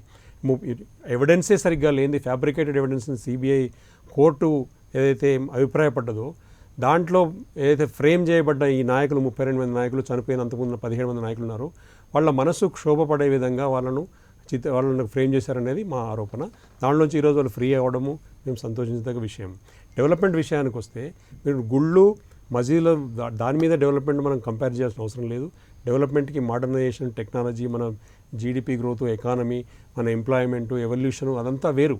డెవలప్మెంట్కి దీనికి ఇక్కడ ధర్మం గురించి, ఒక శాస్త్రం గురించి, ఒక హిస్టారికల్ ఏదైతే ప్రొసీజర్ ఉందో దాని గురించి మనం మాట్లాడుతున్నాం. కాబట్టి ఇప్పుడు డెవలప్మెంట్కి దీనికి ఇదే లింక్ చేయదు ఒకటి. రెండోది శ్రీధర్ గారు క్లియర్గా చెప్పారు, సివిల్ సూట్కి క్రిమినల్ సూట్కి డిఫరెన్స్ ఉంది. మన ఆర్గ్యుమెంట్ అదే, మీరు ఇందాక చెప్పారు కదా, సివిల్ సూట్కి క్రిమినల్ సూట్కి డిఫరెన్స్ ఉంది, కానీ రెండో జరిగిన పర్పస్ ఒకటే అని నేను చెప్తున్నాను. రెండో జరిగిన పర్పస్ ఒకటే, ఎందుకంటే దానిలో బాధితుడు హిందువే. ఇక్కడ ఈ రాష్ట్రంలో ఈ దేశవాళి బాధితుడు హిందువే. కాబట్టి ఒకదానిలో రిలీఫ్ వచ్చిన తర్వాత, మేజర్గా ఒరిజినల్ రిలీఫ్ ఫైనాలిటీ వచ్చిన తర్వాత దానికి సంబంధించిన చిన్న కేసులో, అంటే లాంగ్ టర్మ్ జరిగింది, లక్షలాది మందిలో ఫ్రేమ్ చేయబడ్డారు, అది గవర్నమెంట్ అప్పుడున్న కాంగ్రెస్ గవర్నమెంట్ ఇంట్రెస్ట్ ఎట్లా ఉండింది, అప్పుడున్న సిస్టమ్ అంతా కూడా వాళ్ళ కంట్రోల్ ఉండింది. కాబట్టి దేశంలో అనేకమైన మంది మరణానికి కారణం, అనేక బాంబు పేలుళ్లకు కారణం, చాలా సామాన్యమైన వ్యవహారం కాదు జరిగింది. ఇది కాదు, దానికన్నా ముందు కారణం అది రివర్స్గా మనం మాట్లాడవచ్చు కదా. ఇప్పుడు హిందూ సామ్రాజ్యంలోకి వచ్చిన తర్వాత వచ్చి ముస్లిమ్స్ ఇన్వైట్ చేసినంత కూడా దమనకాండనే కదా. టెంపుల్స్ కూలగొట్టడము, బలవంతంగా హిందూ మతం కన్వర్జన్ చేయడము, చాలా చెప్పుకుంటూ పోతే పెద్ద పుస్తకాలు, చాలా గ్రంథాలు రాయొచ్చు. అయితే ఇక్కడ నేను ఏమంటున్నానంటే డెవలప్మెంట్కి దీనికి కనెక్ట్ చేయదు ఒకటి. రెండు, స్టేట్మెంట్ విషయానికి, ప్రొవోకేటివ్ స్టేట్మెంట్ విషయంలో వారు మాట్లాడింది నేను సమాధానం చెప్తాను. నిర్మల్ అక్బరుద్దీన్ ఓవైసీ 2013 స్టేట్మెంట్కి అప్పుడున్న గవర్నమెంట్, కాంగ్రెస్ గవర్నమెంట్, ఇప్పుడున్న టీఆర్ఎస్ గవర్నమెంట్ ప్రస్తావించలేదు. నేను ప్రస్తావిస్తున్నా ఏమంటున్నా అంటే దాన్ని మనం ఈరోజు రోజు మేము చెప్పుకోవట్లేదు. దాని విషయంలో దాని మీద ఒక జరిగింది కేసు ఉంది, క్రిమినల్ కేసు నడుస్తూ ఉంది, కాన్సిక్వెన్సెస్ అట్ అ టైం. రేపు పొద్దున బీజేపీ గవర్నమెంట్ వస్తే ఇంకో ప్రెజర్ పెట్టొచ్చు. అసలు బీజేపీ కాదు, లా ఇస్ దేర్ రైట్. అయితే నేనేమన్నానంటే దానికి దీనికి లింక్ పెట్టదు ఒకటి. మేము మా ఉద్దేశం కేవలం మసీదులు కూడా ఉండడమే కాదు, ఇక్కడ 80-90 కోట్ల జనాభాకి సంబంధించిన ఒక ఆకాంక్ష అప్పుడు ఏది ఈ బాబరీ మసీద్ ఇష్యూ జరిగినప్పుడు. ఇప్పుడైతే 105 కోట్లు 110 కోట్ల మంది జనాభాకి సంబంధించిన ఆకాంక్ష ఏంటి అని అంటే, ఒకటి మా ధర్మం మేము కాపాడుకుంటాం. ఎప్పుడు కూడా మా ధర్మం, మా కుటుంబం, మా నమ్మకం, మా దేవుడు మేము కాపాడుకుంటాం. దానికోసం ఎక్కడెక్కడైతే మాకు అన్యాయంగా మా స్థలాలను ఆక్రమించుకున్నారో వాటిని మేము తిరిగి వెనక్కి తీసుకుంటాం, చట్టబద్ధంగానే తీసుకుంటాం. దాన్ని చట్టబద్ధంగా తీసుకునే ప్రాసెస్లో అడ్డం వచ్చినప్పుడు కొన్ని జరుగుతాయి, వాటికి మళ్ళీ క్రిమినల్ కేసులు ఉన్నాయి, చట్టం ఉంది, ఆ ప్రొసీజర్లో పోతాం. కానీ మేము అక్బరుద్దీన్ ఓవైసీ చేసినట్టు స్టేట్మెంట్ మాదిరిగా 15 నిమిషాలు టైం ఇస్తే పోలీసులు కళ్ళు మూసుకుంటే మొత్తం హిందువులని చంపేస్తాము అని అటువంటి స్టేట్మెంట్లు ఇవ్వట్లేదు కదా. కాబట్టి let us not get back in to those statements, let us talk meritoriously on the today's verdict. Sridhar garu క్లియర్గా, వారు టైం ఉంది, వారు మనం మాట్లాడుతూ ఉంటే క్విక్గా వారు 10 పారాగ్రాఫ్లు చదివి చెప్పిన దాంట్లో సారాంశం ఏంటి అని అంటే, అక్కడ కుట్ర జరిగి ఉండొచ్చు కానీ జరిగిన వాళ్ళు, చేసిన వాళ్ళు వీళ్ళు కాదని ప్రూవ్ కానప్పుడు వాళ్ళు ఎక్విట్ అయిపోయింది. ఇప్పుడు కుట్ర జరిగిన దాన్ని మళ్ళీ సిబిఐ తీసుకెళ్ళి వాళ్ళు కుట్ర జరిగింది అని వాళ్ళు ఛాలెంజ్ చేస్తున్నారు హైకోర్టుల నుండి. జరుగుతుంది కానీ వీళ్ళైతే ఎక్విట్ అవుతారు కదా, వీళ్ళు ప్రూవ్ చేయలేకపోతున్నారు కదా. అది పాయింట్ మనం మాట్లాడుకోవాలి. శశిధర్ గారు, ఇందాక మిత్రులు శ్రీధర్ గారు చెప్పినటువంటి దాంట్లో దానిలో నుంచి క్యూ తీసుకుంటున్నాను. నేరం అయితే జరిగింది, కానీ నేరస్తులు దొరకలేదు. ఏంటి ఒకటి పరిస్థితి? కృష్ణమోహన్ గారు, ఈ రోజు సిబిఐ బాబరీ మసీద్ అయితే కూలిపోయింది. బాబరీ మసీద్ అయితే కూలిపోయింది. అది క్రిమినల్ చర్య అని కూడా సుప్రీంకోర్టు చెప్పింది.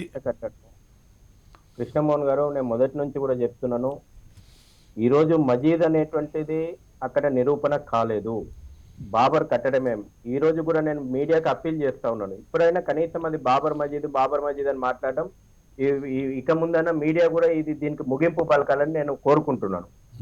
బాబర్ కలంకిత కట్టడం, ఇంతకుముందు లుబ్నా గారు అన్నట్టు ఒక ఆర్కియాలజిక్ స్ట్రక్చర్ అన్నారు కదా, కేవలం 2 అహంకార పూరితంగా ఆ స్ట్రక్చర్ మీద 2 గుమ్మటాలు కట్టిపోయిండు. ఈ రోజు కూడా అక్కడ ప్రార్థనలు జరిగినటువంటి ఆనవాళ్ళు కూడా కోర్టు గుర్తించలేదు, ఎటువంటి సాక్ష్యాధారాలు లేవు. ఇక మీరు అడిగినటువంటి మీరు పదే ఇన్సిస్ట్ చేస్తున్నారు, కేసు గురించే ఇవాళ మాట్లాడదామని అన్నారు కాబట్టి, కుట్రపూరితంగా రాజకీయ ప్రేరేపితంగా ఏ విధంగా తప్పుడు కేసులు నమోదైనాయో మనకి ఈరోజు బహిర్గతమైంది.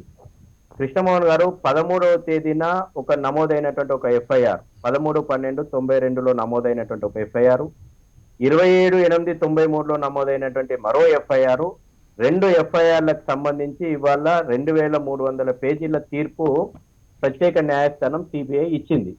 నా దగ్గర మొత్తం పూర్తి తీర్పు హిందీ కాపీ ఉన్నది, నేను మీకు ఫార్వర్డ్ చేస్తాను.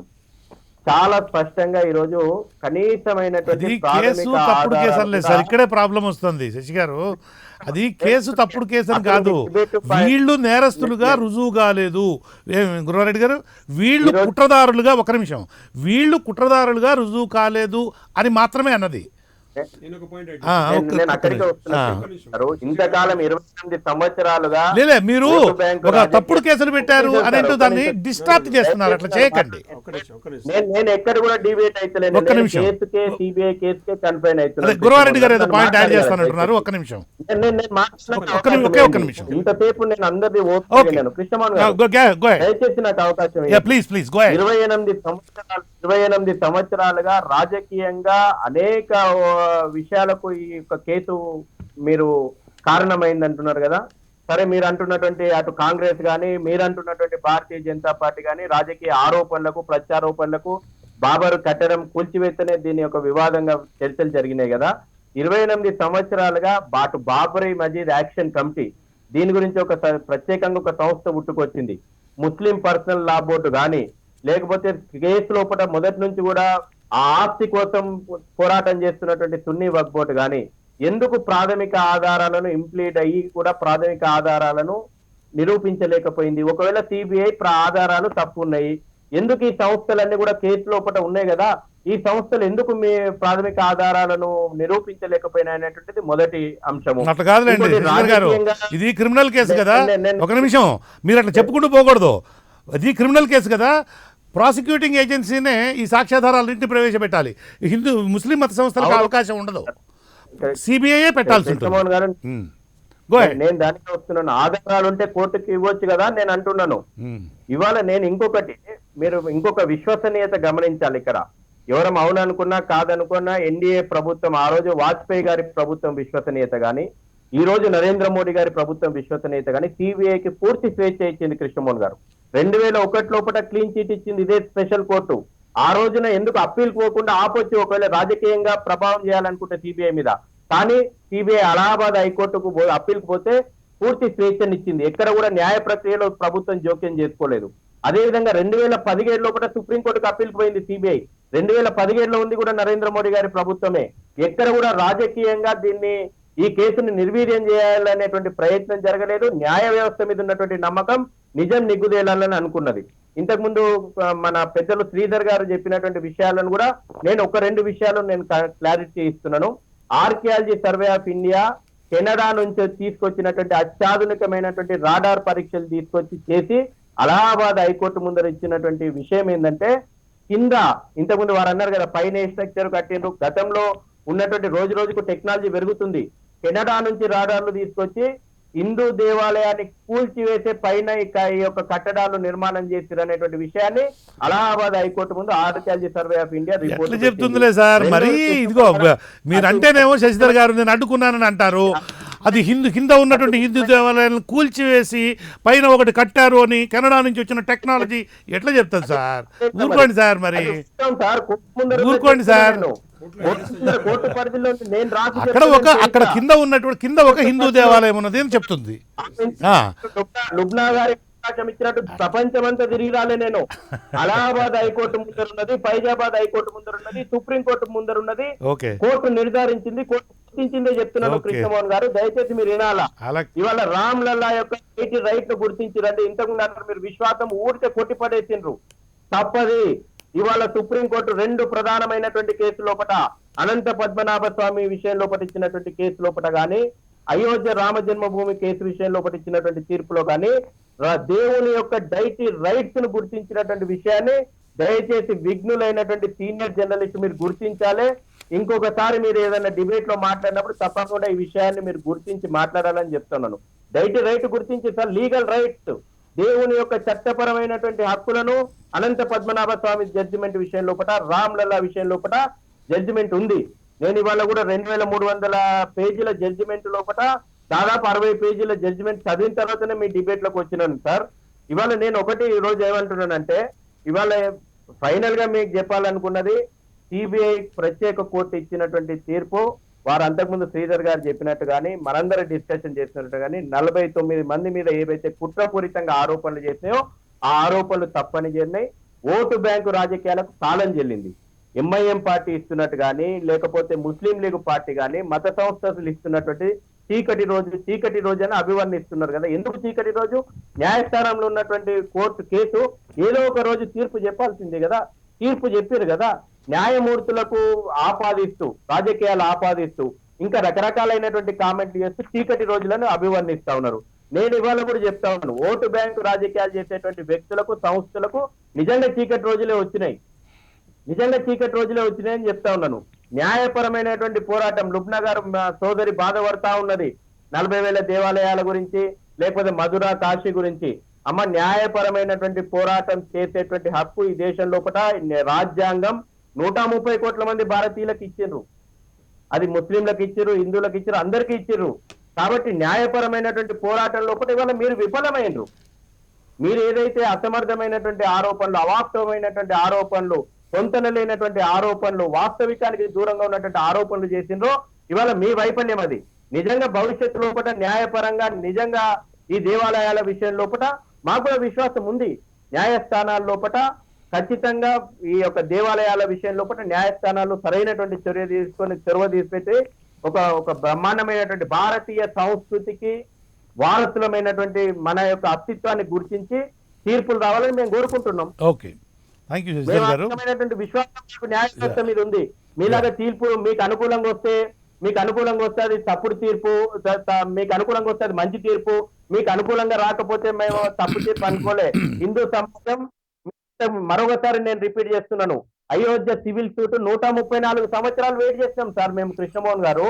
న్యాయ వ్యవస్థ మీద నమ్మకంతో ఇవాళ ఈ తీర్పు 28 సంవత్సరాల సుదీర్ఘ పోరాటం తర్వాత క్లీన్ చీట్ వచ్చింది సార్. ఓకే, ఇప్పుడు సిబిఐ ప్రత్యేక కోర్టు ద్వారా ఈరోజు వచ్చినటువంటి తీర్పు యొక్క అవుట్కమ్ ఏంటంటే, ఎవరి మీద అయితే నేరారోపణలు మోపడం జరిగిందో, అటు అద్వానీ కానీ, ఇటు ఉమాభారతి గారు కానీ, లేకపోతే మురళీ మనోహర్ జోషి కానీ, తదితర సీనియర్ బీజేపీ నాయకులు ఎవరైతే ఉన్నారో వాళ్ళ మీద మోపబడినటువంటి నేరారోపణలు రుజువు చేయడంలో సిబిఐ విఫలమైంది. అందువల్ల వాళ్ళ మీద ఉన్నటువంటి ఈ కేసుల్ని కొట్టివేస్తున్నాం అనేటువంటిది ఈ రోజు యొక్క తీర్పు యొక్క సారాంశం. లేదు, ఖచ్చితంగా అనలేము. ఎలా అంటాం? కోర్టు చెప్పిన తర్వాత అనడానికి అవకాశమే లేదు.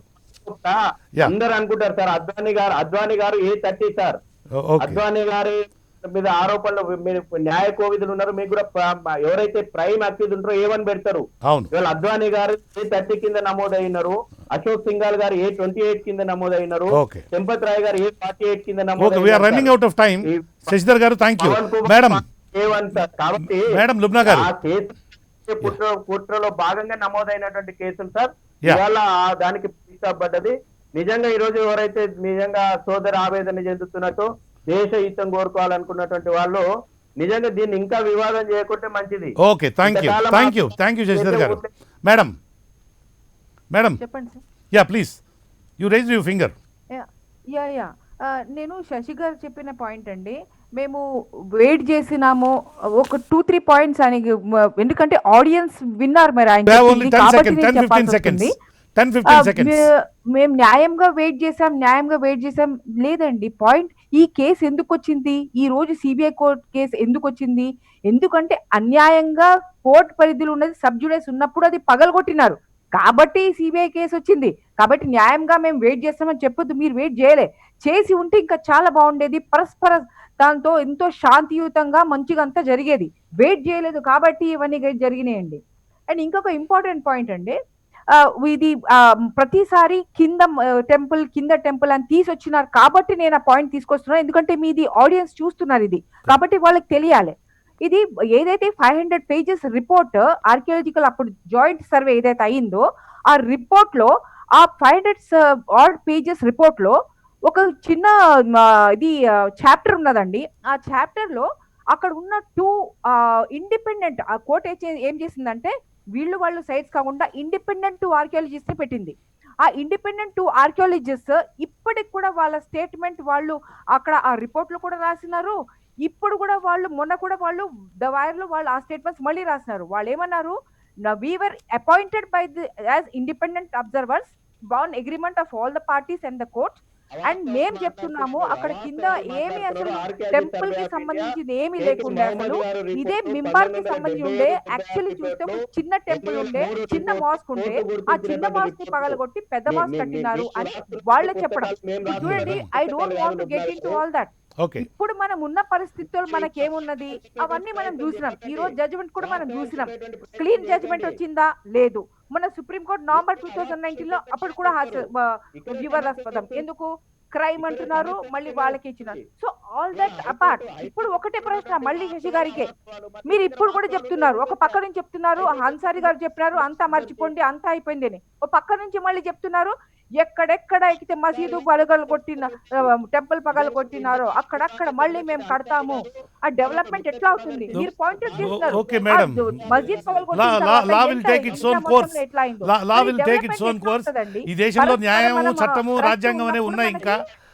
అండ్ పీపుల్ చాలా తెలివైన వాళ్ళు, మనందరికన్నా ఎక్కువ మెచ్యూరిటీ ఉన్నటువంటి వాళ్ళు, నాకన్నా సార్ కన్నా మనందరికన్నా కూడా ఎక్కువ మెచ్యూరిటీ ఉన్నటువంటి వాళ్ళు ఈ దేశ ప్రజలు.